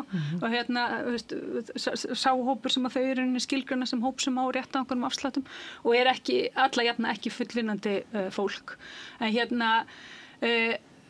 En ég vil líka segja að við vorum í umræðina áðan lántakenduna og kostnaðinn og hvernig við erum að fara með unga fólkið. Þetta sami hópurinn og á að taka þessar hækkanir á sig núna. Og það getur vel verið að fólk sem með millitekju heimili, en þegar skuldirnar hafa farið, eða sko þegar vextirnar hafa farið upp eins og vorum að lýsa það áðan, fyrir bara venjulegt fjölskylduheimili. Þetta ekki fólk sem er að kaupa sér sko einbýlishús og Arnarnesinu með heitapotti. Þetta bara venjulegt fólk sem býr bara í einhverju venjulegri íbúð, vinnur venjulega vinnu, á millitekjum. Þau ættu að geta haft það bara fínt, en þau hafa það ekki og við ætlum að pína þessa hópa meira núna til þess að koma til móts við áskorunina sem í leikskólanum og bara sem formaður bara stærsta stéttarfélags landsins og náttúrulega stærsta félags ungs fólks á landinu þá veist við getum ekki annað en sagt nei þetta gengur ekki, þið megið ekki gera þetta og þið verðið að hlusta á þetta fólk og það verður að hlusta á unga fólk og verður að hlusta á foreldrina og heyra hvað þau að segja og þau að segja þetta okkur megn. Leikskólinn eru ekki fyrir foreldrina en þeir eru það líka og velferð barna verður aldrei skilin frá velferð foreldra og þegar þeir voru settur á laggirnar þá var þetta uppeldislegt, mentalegt, þjóðarslegt. Snýrist allt atvinnuþátttöku sem eins og hæsta. Þú veist, við erum með frábæra hluti hérna og ef við breytum þeim í einhverju svona bríaríi sem að hefur aldrei verið fjallað í lýðræðislegum kosningum af því að við höldum bara að sé ekkert annað hægt að gera og bara verða að gera það núna. Þá erum við að taka ákvarðanir sem geta haft áhrif langa tíð. Ég verð að segja, sko, mér finnst gríðarlega mikilvægt í pólitík, hvort sem að það á sveitarstjórnarstigi eða á landsvísu, að við séum að vinna málin þannig að við finnum út úr því hversu langt við komumst með þverpólitískum hætti. Mér finnst líka gríðarlega mikilvægt að mál séu kynnt þannig að þau séu í samráðsferli. Og mér finnst mjög mikilvægt að það sé hægt að taka þroskaða umræðu kosti og galla þegar slíka tillögur eru lagðar fram án þess að tala sig það eins og þetta sé hin endanlega útfærsla. Án þess að vera með blammeringur að þetta séu algjör uppgjöf þarna sé verið að fara pína þessa og setja á herðnar á hinnum og allt sé ómögulegt. Ég held að þetta sé bara rétta leiðin til að taka umræðina í samfélaginu. En þetta eru tillögur sem búnar að gangi gegn í öðrum sveitarfélögum sem að við höfum mótmælt allan tíman og greinilega fyrir daufum eyrum. Þetta er engu að síður ef þú berð þetta nákvæmlega saman við Kópavogsleiðina. Það þýðir ekkert að stíga fram einhverja tillögur og vera svo bara hissa á því að fólk verði eitthvað æst yfir því að stjórnmálin hliðina á Kópavogsleiðinni, þá þetta bara langan veg frá því. Já, það segir bæjarstjóri Kópavogs líka, en þetta ekki langan veg frá því vegna sem verið að nota sömu stýritæki. Það verið að reyna að mæta áskorun á leikskólana með því að fækka börnum innan veggja þeirra og nota til þess verðstýringar. Ég segi bara, ef þið getur ekki haft opið eftir 2 á föstudögum, lokið þá. Þú veist, ekki segja, já, við ætlum að hafa opið en bara þú þarft rosalega á því að halda á það í raun og veru slæmt fyrir barnið þitt og þú eru að borga 50 skall. Þú veist, þetta er bara, þetta sko skilaboðin sem er verið að senda foreldrum, álæðið sem er verið að setja á þau, að þurfa þá að fara inn á vinnustöðan og bara, heyra, má ég hætta klukkan 2, ég skal vera heim í 12 í kvöld, alltaf hverju einasta föstudagskvöldi. Þú veist, þetta er ekki boðlegt. Já, ég er alveg sammálaður í því. Það er verið að reyna að setja ákveðna hvata inn í kerfið með þessum tillögum. Það gerir ráð fyrir því. Í sumum tilfellum er það örugglega ekki eitthvað spurning eitthvað samviskubitt eða ég sé að gera eitthvað rátt eða ég sé að vista barnið mitt of lengi eða eitthvað slíkt. Heldur er það bara, já, ok, ég gæti mögulega gert þetta svona og það myndi koma miklu betur út fyrir mig. En Halla, hvað viltu gera? Ég sjá að skrifstofur Reykjavíkurborgar þeir loka kl. 14:30 á föstudögum, ekki leikskólarnir. En hvað viltu gera? Já, sko, ég verð að segja að það var sagt að stytting vinnuvikunnar ætti ekki að kosta neitt og líklega var það vitleysa, þannig að það ákvaði og segja núna hún á ekki að kosta neitt nema fyrir foreldra. Og ég er bara ekki tilbúin að taka það á, til þess að mitt félagsfólk beri þær byrðar og fullvinnandi foreldrar á Íslandi og það eru milljón hlutir sem er hægt að gera, það er milljón hlutir sem er búið að vera að gera sem er ekki einu sinni komin reynsla á þennan leikskólana. Þessi umræða er keyrð áfram mjög mikið af náttúrulega einhver hluta stjórnmálamönnum og líka af stjórnendur leikskóla og ég skil alveg, starf þeirra er erfitt. Og það er erfitt á hverju einasta hausti að þurfa að auglýsa allar stöður þeirra ófaglærðu sem eru í vinnu hjá þér, segja við þau, ég get ráðið til árs í senn og sjá hvað gerist. En er í alvörunni eina leiðin að velta þessu yfir á foreldra? Ég held ekki. Og hver er hin leiðin í það sem ég er að spyrja um? Það er náttúrulega, þetta er alltaf sett okkur, ef að þið ætla að vera mótið þessu og verða að koma annað betra. Ég vinn ekki inn á leikskóla og ég er ekki með algjörlega fingum gómunum hvernig staðan þar er. Sveitarfélög verða þá verja meiri peningum í uppbyggingu leikskólanna. En ég þekki fullt af fólki sem vinnur á leikskólum og ég er með barn á leikskóla og ég veit að það er fullt af góðum leikskólum á Íslandi og það er fullt af góðum stjórnendum í leikskólum á Íslandi og ég myndi segja farið til þeirra, spyrjiði hvað er það sem gengur vel, hvað er það þar sem gengur vel en hugsiði aðeins út fyrir þrönga ramma sem bæjarstjórinn í Kópavogi er búin að búa til. Jú, mér finnst það, auðvitað, okkur ætti ekki með það. Það er eins og það sé, þetta er svona sýrusam leikur. Já, á að gera þetta á þess að kostinni. Kannski borga fyrir lengi styttingu vinnuvíkunar. Kannski þarf bara að gera það. Borga fólki yfirlega. Þetta er bara verið að reyna að leita leiða til þess að vinna þetta með fólki á Arnarnesi sem þú ert að lýsa sem er kannski með fjármagnstekjur að það fer með barnið sitt í leikskóla og borgar ekkert útsvar til síns sveitarfélags. Því það er ekki útsvar á fjármagnstekjur. Það er ýmislegt sem maður má gera. Og svo er verið alltaf að ýta sveitarfélagum í því, við tölum um áðan með braskið. Það er verið að ýta sveitarfélagum í að selja allar íbúðir á uppboði til þess að afla tekna, vegna þess að sveitarfélagin hafa eiginlega enga tekjustofna. Og það er bara sjálfstætt vandamáli í húsnæðiskerfinu sem er verið að velta fjárþörf sveitarfélagana yfir á húsbyggjendur og svo þeirra sem að munu búa í húsnæðinu til eilífðarnáms. Kannski fara þú veist, það var að tala um 16 milljónir sem að væri brasskostnaðurinn. Það hefur verið reiknað upp í 23 milljónir og þú tekur gjöld sem að sveitarfélagin er að taka líka inn í það. Þannig þarna þetta er bara óheppi það sem er í staðin verið að bregðast við vandanum og reyna að greina hann að komi besta lausni fyrir almenning. En þá er alltaf verið að velta vandanum ykkurt og hann lendir á skuldurum, hann lendir á barnafjölskyldum, hann lendir á almenningi og var ykkur að biðja það. En núna að því þetta er svona hallar á kvennastéttirnar, það er bara þannig, konurnar leikskólamálin eru svolítið meira á þeirra könnu heldur en kallana og það svo er kvennaverkfall á föstudaginn til að benda á óréttlætið og það allt saman, en hvar sem við lítum þá eru konur við völd. Hefur staðan ekkert batnað við það að það eru konur sem ríkisstjórnin það er svona kvennaríkisstjórn og kona borgarstjóri og biskup og bara nefnið það er bara allur meirihlutin í borginni, allir oddvitarnir í ríkisstjórninni. Öll umræða jafnréttismál verður miklu einfaldari og skýrari þegar maður áttar sig á því að það er ákveðin hópur aðalega karla sem að telur það sé til tekna að vera karl og vill bara alls ekki jafnrétti og finnst bara að þá muni hann missa spón úr aski sínum og það er bara einfaldlega þannig því miður og enn þann dag í dag þrátt fyrir alla fyrir allar þær framfæri sem við höfum náð, þá ennþá í lagi að tala niður jafnrétti, að tala niður jafnréttisbaráttuna, að segja ekkert mál lengur og svo framvegis og það bara vaxandi hópur auðvitað í skjóli Bandaríkjaforseta sem að að verða meira og meira vókal í þessum efnum og það því miður ennþá þannig í trátt fyrir allar þessar konur í stjórnunarstöðum sem að valdastöðum að maður fer á fundi og maður kannski að hitta fólk á förnum vegi og maður með borgarstjórn í Reykjavík sem kona og mjög öflug og góð í sínu starfi, búin að vera lengi og með góða þekkingu á sínum málaflokkum að karlar horfa meira á aðstoðamanninn þegar þeir eru að tala.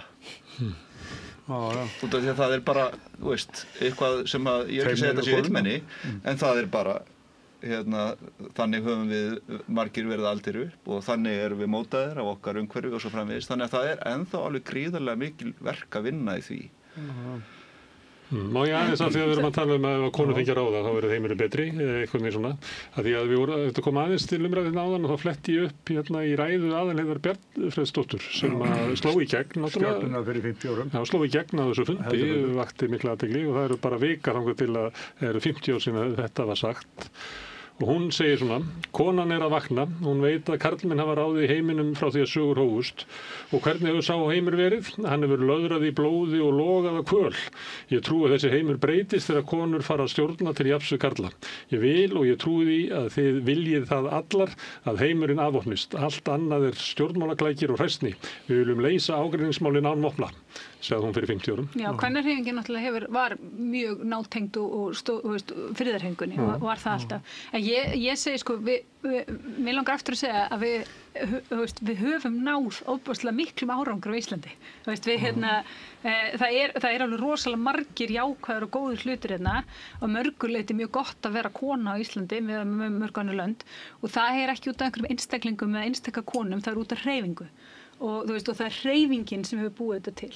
Við búum núna náttúrulega á tímum þar sem við erum alltaf að hugsa einstaklingin og hvað hann segir og hvað honum finnst og í hvað stöðu hann eða hún og horfum á hreyfingu og hugsum ef við ætlum að gera hluti vel og ná árangur fyrir samfélagið þá verðum við að vera að hugsa í hreyfingum og vera hreyfing og líta okkur svo hluta af einhverju. Og ég held að það sé miklu mikilvægara heldur en og það var aldrei, í því þeirri femínísku baráttu sem ég var í, það var aldrei eitthvað markmið einhver ein kona væri einhvers þar. Markmiðið var alltaf fjöldinn, strúktúrarnir, og meira niður með valdastóluna heldur konur í valdastóluna. Það var miklu sterkara þá. Það voru 10.000 kvenna á Lækjartorgi fyrir 50 árum. En samt gleymir enginn Aðalheiði Bjarnfreðsdóttur af því að konurnar nutu góðs af því hversa snillingur hún var. Já, þetta. Talaði blaðlaust og hélt ræðu sem að... Það eru náttúrulega alltaf einhverjir sem að standa í forgrunni. Ég menna, það tala allir Vigdísi en konur nútímans, vanda konur nútímans, áhrif á konur nútímans. Já. Hvað gera þær? Þær eru bara, þær gera mörguleiti það sama náttúrulega bara og kallni forsætisráður bara forsætisráður hvort sem hann kallmaður eða kona og það geta að sjálfsögðu verið mismunandi áherslur. Nú ég ekkert að vitna inn en ákveðna forsætisráðherra svo að það sé á hreinu, ég bara segja, það geta verið mismunandi pólitískar áherslur og einhverjar eru kannski kynbundnar en engu að síður að starfið það sama. Hvort sem þú konu eða kall og ég held, þar lítur líka að vera eitt af því sem að partur af því að þetta er jafnrétti. Við eigum ekki að vera, við eigum ekki endilega að vera, ekki það að við eigum að vera eins og þeir en við eigum heldur ekki að vera að rembast við að vera allt öðru, við eigum bara að vera að gera það starfs, eins og sem þarf að gera eins vel og hægt er. En það á þrýstingur á konuna, kannski tengt því sem að Róbert var að segja, að hún standi sig eins og kallinn. Og verði að vera eins og kallinn og með hærri kröfur á hana heldur kallinn. Þannig hún að festist í því að bara vera kall í embættinu sínu. Ég kannski, ég var nú kannski ekki að reyna að segja það. Ég var bara að segja, að erum við að fara að horfa á, ég veit ekki hvað ég að segja, því að þetta eitthvað svona, hvað gera konur í embættum, þær sinna embættinu. Já. Skilur þið, þú veist, Svo getur verið sammála einhverju og ósammála einhverju og allt það. Það móta stefnuna. Já, það móta stefnuna. Og þessum málum líka. Já, ég held að sko stjórnmála konur sem að maður hefur fyrst með á Íslandi hafi eigið það svona sameiginlegt. Við nefnum það kannski bara Ingibjörgu Sólrúnu og Katrínu Jakobsdóttur sem að hafa verið forystukonur og ég ætla ekki að segja að þær hafi orðið það á forsendum karlana út af því að þær voru ekki eins og urðu ekki eins og Thatcher fóru ekki að spila leikreglur karlana, þær eru báðar það sameiginlegt. Ef við skoðum til dæmis bara ræður þeirra og áherslur í pólitík sem að ég hef haft lengi mikinn áhuga á, að þær tala miklu meira út frá staðreyndum og statistík heldur en bara tilfinningarökum sem að ég, meðan ég var í pólitík, hafði miklu meira rými til þess að gera sem karl. Út af því að það var enginn einhvern veginn sem að var að fetta fingur út í það að ég sem umhverfisverndarsinni væri bara að tala um fegurð náttúrunnar og upplifun þess að vera í óspilltu umhverfi og svo framvegis út af því að ég bara má leika mér á öllu því sviði en leið og kona gerir þetta þá hún orðin svolítið væmin og hún orðin svolítið mikið kvenleg og það er svolítið krafa held ég að konur séu kallar fari inn á þetta svið. Manstu þegar Guðfríður Lilja varð reið í ræðustól, það var eitthvað svona náttúruverndarmál, ég man ekki örugglega Þjórsá og hún var sko svo reið að hún brast næstu í grát og það var bara allt á hliðinni, hún hefði nú gert að missa svona stjórn og sér hún ekki að og þetta var, ég man eftir þessu ef ég man þetta rétt, þá var þetta mjög réttmætt reiði sko, en það var rosalega svona kona varð ofreið. Það þótti mjög erfitt. Hún verður alltaf svo æst. Já, það kemur eitthvað svoleiðis, þú veist, og þá er það ekki bara þannig að við eigum það bara til við konu, við verðum svona pínlítið skrækar ef við, þú veist, og svona meðan að kallmaður sem verður, þú veist, hann verður jafnvel dýpri og þú heyrir ekki oft sagt um kallmann, þú veist, ef kallmaður segir það sama kona sem er æst, skilur, þá var ekkert sagt við því þá hann verður nákvæmlega sama tilfinningarlevel af því að bara hljómar pínlítið öðruvísi en svo man ég eftir það var nú aldamótin síðustu að þá var ég að kenna námskeið sem að kallmenn kenndu líka og ég hafði áhyggjur af því að ég færi að fá svona hinar þessar erfiðar spurningar og þeir bara horfða með strákarnir sem voru að vinna með mér og segja það er enginn að spyrja um þetta ég fekk allar þessar spurningar, alltaf og þurfti alltaf og fann það bara fljótt út ég hafði 10 mínútur, svona 10 mínútur upp í 10-20 mínútur til að sanna mig og þá þurfti ég að fleygja einhverju sem fái vissu og ég horfði svona fólk alveg ok, þetta verður kannski allt í lagi þú veist, en ég fekk alltaf, ég var alltaf testuð þeir aldrei og þetta er, þannig að það er alveg eitthvað til í þessu sko og töluvert mikið að það er stundu sagt að kona á ekki bara standa sig jafnvel og kall, hún þarf að standa sig betur. Já, ég held að sé bara þannig að þú þurfir alltaf að það sé ennþá svolítið svona viðloðandi í pólitík og í stjórnunarstöðum og öðru slíku að konur þurfi að skilja svolítið eftir af sínum kvenleika áður en það stíga inn á þetta svið og það er þetta bara alveg fáránlegt út af því að þetta snýstu þetta bara það að við erum mismunandi, ólík og við erum að fá að koma í okkar krafti og okkar valdi og okkar persónu inn á sviðið og vera eins og við erum og konur eiga ekki að þurfa að tala með djúpri röddu og hægja málróm sinn og breyta setningum sínum eða vera bara eins og sem er eðlislegt bara bara allt í einu Albert Guðmundsson bara vera bara eins og þær eru og vera inn á þessu sviði og enginn spyrji eða velti fyrir sér að þetta sé kona umfram kall eða kall umfram konu það held ég að sé bara æðsta markmið okkar og eitthvað æðsta markmið sé að gera okkur grein fyrir því að launamisrétti, að fjöldi kvenna í stjórnunarstöðum er ekki bara eitthvað einangrað jafnréttismál eða eitthvað statistík, heldur mannréttindamál. Alveg burt sér frá öllu. Það er þú að tala svona innan úr stjórnmálum síðustu áratuga. En nú hafa vaknað upp stjórnmál sem að hlusta á þig og segja, ég heyr alveg hvað þú að segja, en mér langar ekki ángað. Mér langar ekki í auki jafnrétti. Ég veit það. Já, af því að það er bara að henda mér og mínum ekki sérstaklega vel. Og ég heyr alveg hvað að segja en bara það er ekki þangað sem ég vil fara með samfélagið mitt og þetta er bara raunveruleiki í dag. Já, þetta er einmitt það sem ég var að segja og maður verður að gera sér grein fyrir því að það er fólk þarna sem er bara alfarið á móti þessu Kannski vegna þess að skilur þig ekki. Nei, það vill bara ekki missa þennan spón úr raski sínum. Það veit að það í forréttindastöðu, það vill halda þeirri forréttindastöðu og það telur sig til tekna að vera á þessum stað og það bara ekki góð þróun fyrir neitt samfélag að þetta sjónarmið verði ofan á. Og það býr mér til góðsögnum sjálfa sig sem það að því ég í forréttindastöðu þá ber mér að nota vald mitt til þess að hér verði til gott samfélag. Því að ef þeir sem eru sterkir og hafa komist í forréttindastöðu af þeim sökum að þeir eru sterkir beita ekki afli sínu að þá fáu hinga bara aumingja samfélag. Þetta bara orðið ríkjandi siðferði í Bandaríkjunum. Það út af þessu sjónarmiði og sem að ég jafnaðarmaður og ég hef ákvað það mjög snemma að mér finnst þetta bara snúast fyrst og síðast það mannréttindi. Og ég held að heimurinn verði betri ef að sem flestir eru jafnir, ég held að heimurinn verði betri ef að það færra fátækt fólk. Það besta leiðin til þess að bæta heiminn að bæta stöðu þeirra sem standa veikast. Það ekki að fara að gera við hjá þeim sem hafa það best. Það skiptir samt máli hvernig þú gerir það vegna þess að þú ótt að bæta hana en ekki með svona ölmusu hugsun. Ekki með því allt sé fátæktaraðstoð. Algjörlega sammála því. Sem að mér finnst svona pínlítið vera stemmingin í svona leikskólamálu Þeir eru að vera eitthvað fátæktaraðstoð og barnabæturnar eru fátæktaraðstoð og allt sem að þú veist svona inn í þessu norræna velferðarmódeli, þú veist að þetta á að vera það sem sagt universal, þetta á að vera almennt og svo áttu þetta að sækja skattana og nota skattkerfi til þess að sækja fjármagnið en að vera með svona þetta almenna net og þessu almennu grunnþjónustu held ég sé alveg ótrúlega mikilvægt og mér finnst við vera alltaf verið að taka fleiri og fleiri skref frá því veist, í staðin fyrir að þróa okkur áfram. Aftur, lækka húsnæðiskostnaði, þá þarf ekki allir þessar bætur. Hér erum við nú grunninn inn á tíma. Fórum ekki til vaxtadóm eða neitt svoleiðis. Það mér fannst það nefnilega þegar kom dómurinn í Hæstarétti, þá var þetta svona, hvað þetta eiginlega? Þetta svona sigur fyrir neytendur. Neytendur uppskorunum þegar ég blir neitt. Og mér fannst það nefnilega, því að þann daginn þá var eiginlega Ástalóa eina sem kom bara með þá afstöðu strax. Því að flestir vildu svona túlka þetta sem einhver svona sigur af því að í sjálfum sér unnu neytendur málið en uppskáru ekki neitt.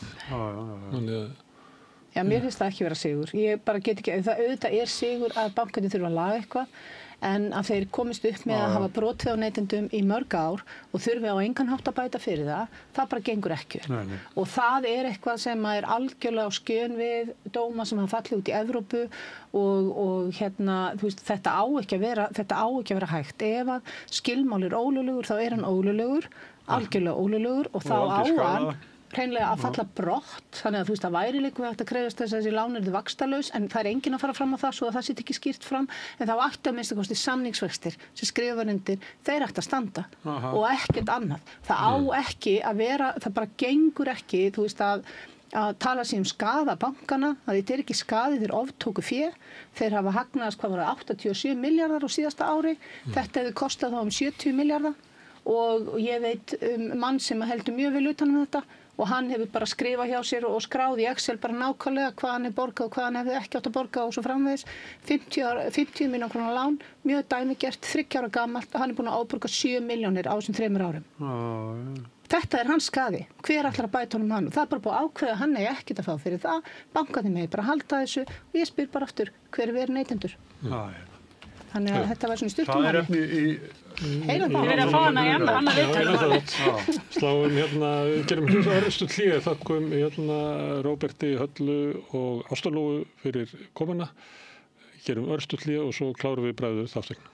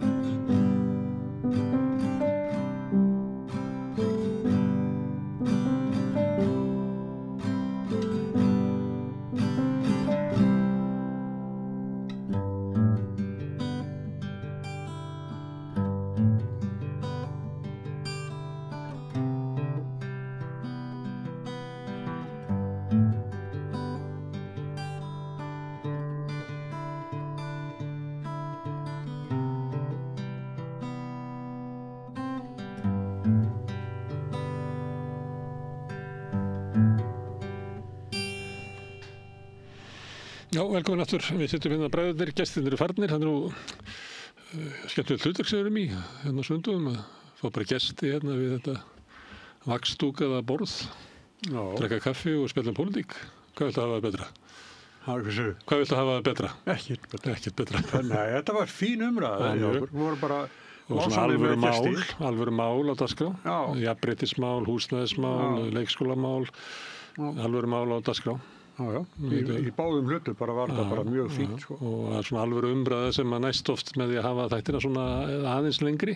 Þá næst svona annars konar umræða. Heldur en að vera að reyna að afgreiða allt eins og niðurstaðan ekki fyrir. Herðu, það hérna tíðindi í pólitíkinni var náttúrulega Sigurður Ingi. Hann ætlar ekki að vera áfram, kemur engum á óvart kannski og ekki þér. Þú erum búin að tala um þetta í langan tíma. Að hann hafi eiginlega tapað þessari stöðu. Ég er búin að spá þessu mjög lengi. Hann tapaði stöðunni bara úrslit kosninga. Og svo það sem kemur á eftir og svona hrun í fylgi Reykjavík og fleira. Það ekkert, þannig að það eiginlega ekkert annað að gera. Svo var ekki Jón Baldvin sem sagði að þegar skipstjórinn fiskar ekki, þá verður það skipstjóra. Þannig að það var kannski ljóst að hann var að fara þar út. En þetta með að þetta var náttúrulega svo mikið hrun í kosningunum að þau fjallu þarna allir sem höfðu vonir að geta leitt framsókn. Willum fjall í Suðvestri. Ásvöldur Davíð í Reykjavík Norður held ég og Lilja í Reykjavík Suður. Þetta fólk fekk svo fá atkvæði þegar var að vera að tala um það hérna. Ég fekk fleiri atkvæði heldur þetta fólk og ekki ég kröfu að verða formaður Framsóknarflokksins. Þannig að þetta er persónulegt áfall fyrir fólk. Þannig ég sé ekki að því að sumuleyti eru stjórnmál þannig að þú eldir sigurvegara og þú hefur bara ekki þola á miklu tapi. Þannig að ég bara sé ekki að eitthvað af þessu fólki sem að fór eiginlega niður með skútunni. Þótt að Sigurður, hann náttúrulega bjargaði sér bara á Litlapauta. Hann datt inn bara undir morgun. Já, hann sagði reyndar hérna fyrir viku að hann, honum brá svo mikið að Willum næði ekki inn á sinn kostnað. Hann vildi að Willum næði inn. Það er frekar. Og það hefði náttúrulega breytt öllu. Hann talar um mann sem ekki leiðtoga. Það hefði náttúrulega breytt öllu. Þá hefði Willum verið eiginlega sjálfgefinn formaður. En hann utan þings, hann er náttúrulega komin í fínt jobb, eða ekki? Jú, það er fyrsta skipti sem að forseti í ISI er launaður. Hann þarf ekki að hafa áhyggjur af afkomu sinni. Nei. Þannig að það væri svolítið stórt skref fyrir hann að hætta þá í ISI til þess að fara, en ég hef ekki trúið því. Þá er eftir, en Lilja, hún hefur metnað, Ásmundur Einar er hættur í pólitík. Og veistu hvað hann fara að gera það? Að fara að vera ráðgjafi ykkur, ég veit ekki hverju. Við þurfum eiginlega að fá hann í svona spjall, stundum það gaman að tala við fólk sem er hætt í pólitík, þá er það svona aðeins frjálsara. En hann var ekki á fundinum í gær. Og hann sagði af sér ritari, það var verið að kjósa í hans... En hérna Sigurður Ingi bar fundinum kveðið frá honum, en hann er eitthvað stærri í útlöndum. Þannig að hann sagði af sér ritari, þannig að það verður kosið núna í febrúar formann og varaformann ætlaði þess ekki kosið aftur í ritara, hún var hann einn kornungi þingmaður. Lilja Rannveig Sigurgeirsdóttir. Já, kornung. Sem var á þingi. Já, var held ég með allra yngsta fólki sem hefur verið kosið á þing. En ég heldur sér ekki hún er ekki orðið 30 núna. Þannig hún hefur verið bara 25 eða eitthvað þegar hún var kosin á þing. Afrekskona í pólitík ungliða. Að koma til að þing. Þau voru 3 ykkur í frambúðu, hún fekk það var að vera með hreina meirihluta til að vera... Hún náði því fyrsta. Og meðal annars var sveitastjórinn í Víki Mýrdal sem margir hafa talað sem svona vonarpenning. Hann var lægstur þar og þá sá maður að hann hefur ekki þann stuðning í flokknum. Hann mun ekki fara í formannsframboð eftir það. Nei, svo það ég man ekki nafnið á henni sem þarna í Múlaþingi sem var í öðru seti í kjörinu. En þetta var bara, Lilja Rannveig vann þetta bara alveg. Einar Þorsteinsson, hann er náttúrulega í afleitri stöðu í Reykjavíkurborg. Það má þó geta þess að í könnunni sem að Viðskiptablaðið birti, ég held að Gallup gerir þessa könnunni fyrir Viðskiptablaðið, svona 3-4 ári, þá var Einar inni sem borgarfulltrúi í fyrsta skipti háa herrans tíð.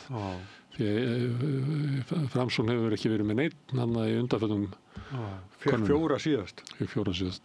Stórkostlegur sigur, 17% fylgi. Þá var ennþá líf í kosningalögurinu, ekki best að kjósa. Já, ég held að það stundu verið að tala um Einar Þorsteins hafi sem sagt búið þetta til. Ég held að þetta hafi verið hvað seinni bylgjan af frábæri kostningabaráttu Framsóknar ekki bara best að kjósa Framsókn.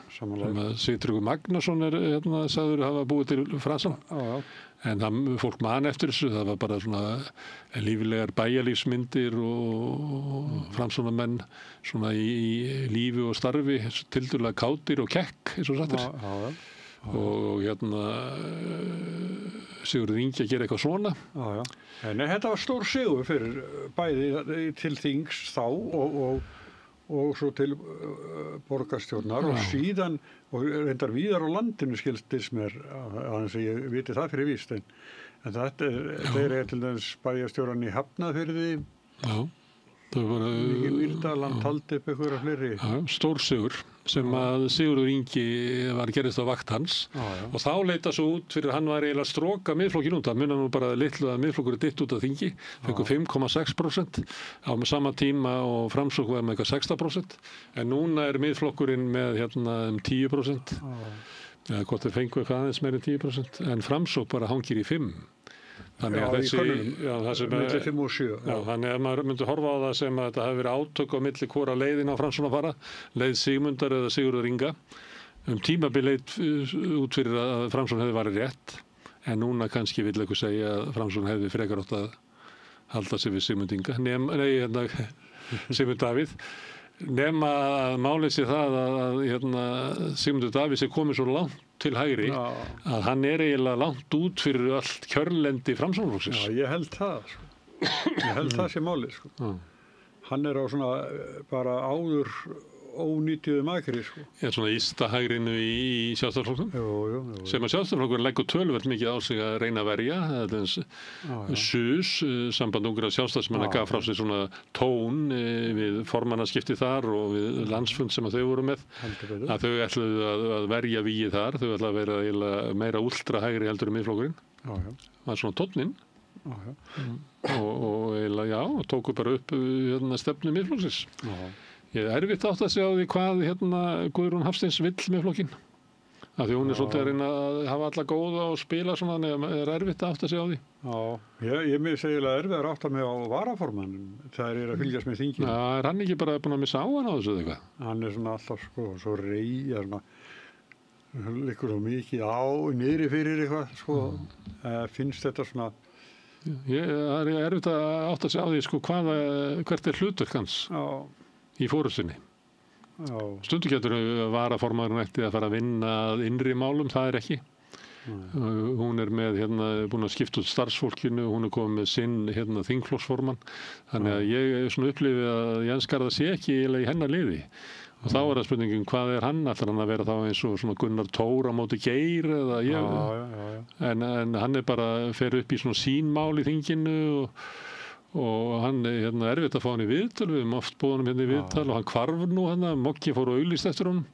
Þannig að það er eins og hann bara finn ekki fjölina sína í pólitík og það var nú verið að tala um það í sumar, hann hlyti eiginlega að vera með eitthvað loforðum, eitthvað starf að fara aftur inn í sjávarútveginn og þá var, ég er ekki að segja að það hafi verið þannig, að þá voru menn bara að geta sér til það hvernig stæði á því að nýkjöri varaformaður Sjálfstæðisflokksins væri bara horfinn. Já, á sama tíma og forstjóri Kaldvíkur, þar sem hann var aðstofforstjóri, fer úr starfi. Þá, ég held að hann væri bara að fara aftur heim, færi bara sem forstjóri Kaldvíkur. En ég ætti kannski að senda aftur á hann, ég sendi nokkru sinnum á hann og hann svaraði aldrei. Svo endanum svaraði hann eitthvað og sagðist þurfa bara eitthvað út á landi eða eitthvað tíma þegar ég var að reyna að fá hann eitthvað. Við skulum reyna að fá hann, ég held að hann hafi gefið sig einu sinni fram og komið í spursmál sem er svona heimavöll á MBL, sem er orðið mikill heimavöllur hægrimanna. Það er orðið fátítt að pólitískir andstæðingar Sjálfstæðisflokksins farið þarna. Þetta er Sjálfstæðisflokkurinn og Framsóknarflokkurinn og Miðflokkurinn, hann er hann heldur að hann sé bara að fara að vinna í lottói. Hann er svolítið svona eins og heldur það bara að þetta hljóta að vera að koma til sín. Ég held að það sé alveg svona dæmi að mann séu alvarlega lokar inn í einhverju búblu, sko. Því að maður spyr svona býtu, en ég sé ekki merkið þess að þessi sko sveifla sig að koma, en hún á eftir að koma. Það er eins og þeir séu sko viti meira heldur en að þeir eru sannfærðir. Þeir vita meira en ef þeirra nær. Já, viðmælendur þeirra kannski eru svolítið þeirra línu. Það hefur lengi verið í þessum hægra podcasti, þá koma þeir saman, allir sem er sömu skoðunina og mæra hvern annan og tala hvern annan upp. Svo náttúrulega stundum hafa það rétt fyrir sér. Ég man að í þessum hægri podcastum öllum að þá var alltaf verið að tala um að síðasta ríkisstjórn myndi springa, held ég, sko 2 árum áður hún sprakk. Svo sprakk hún loksins og þá sögður ég var búin að segja þetta. Já, þetta er svona maður. En vitlausklukka hefur rétt fyrir sér tvisvar sólarhring, sagt. Þetta er hægrið. Við vorum hérna með skemmtilega gesti hérna, fórum yfir svona breytt svið pólitíkurinnar og þau svona áherslumál sem eru á pólitíkinni. Við ræddum ekki utanríkismál að miklu leyti nema að vopnahlið er að bresta á Gaza. Við ræddum ekki öryggismál Evrópu og sáralítið Trump nema bara í takt við hérna bakslag sem má víða sjá. Áhugaverð spjall. En við þökkum gestum okkar kærlega fyrir sem að hinga komu, en mest þökkum við ykkur sem hafa verið heima og hlusta og svo náttúrulega Pétur Fjelstig sem tók upp og sendi út. En ég ætla að minna á að þeir byggðu upp samstöðuna, áhorfendur góðir og hlustendur góðir. Þeir byggðu upp dreifikerfið bara með þess að við vinnum á vandamönnum frá efni sem að þið hefur heyrt hér og séð og þá finnur fólk okkur á Facebook, við erum þar undir nafni samstöðunar, við erum á YouTube undir nafni samstöðunar, við erum á öllum hlaðvarpssveitunum undir nafni samstöðunar, en líka einstakar þáttar sem að hér eru. Við erum í útvarpinu á 89,1 á FM á stór höfuðborgarsvæðinu. Það má líka sækja þér útvarpssendingar á spilarann. Spilari.is er á netinu, svo er spilari líka app sem maður hlaða niður í síman og hlusta á samstöðuna og allar íslenskar útvarpsstöðvar hvað sem er í heiminum. Við erum komin í sjónvarpi til þeirra sem er svo heppin að skipta við fjarskiptafyrirtæki Síman. Þar erum við númer 5 á fjarstýringunni. Við erum líka komin í kaparkerfin hérna suður með sjó, en kannski ef ég veit ekki, menn önnur fjarskiptafyrirtæki bjóða sínum viðskipturum upp á efni frá samstöðinni sem er 24 tíma sólarhring, 7 daga í vikunni, allan ársins samfélagsumræða í þessum þætti, við rauðaborðið og öðrum þáttum samstöðunar. Það sem að knýr samstöðuna áfram er sá hluti áhorfenda og áhorfenda sem hafa gerst áskrifendur. Það er fólk sem að telur að samstöð sem er mikilvægur þáttur í lýðræðislegu samfélagi og samfélag verið betra því öflugri sem samstöðin er. Ef að þú ert sama sinnis að þá þurfa að slást í hópinn velunara samstöðunar og gerast áskrifandi. Það er gert með því að fara inn á samstöðu.is, það er hnappur sem ástendur áskrift, það getur skráðið fyrir grunnáskriftin sem er 2.750 krónur á mánuði. Það mátt borga meira vilt og því sem er kjósi getur látið áskriftin að renna sem félagsgjöld inn í alþýðufélagið og það er alþýðufélagið sem á og rekur samstöðuna. Hérna, við hittust aftur hérna annað kvöld, þá var það fréttir klukkan 8 á samstöðunni. Við erum að þróa hér fréttatíma og vakið töluverða athygli. Ef þú hefur ekki fylgst með því þá hvet ég til þess að kveikja hér eftir klukkan 8 á morgun. En Sinir Egils er búinn að sinni, njóti þess sem eftir er af helginni.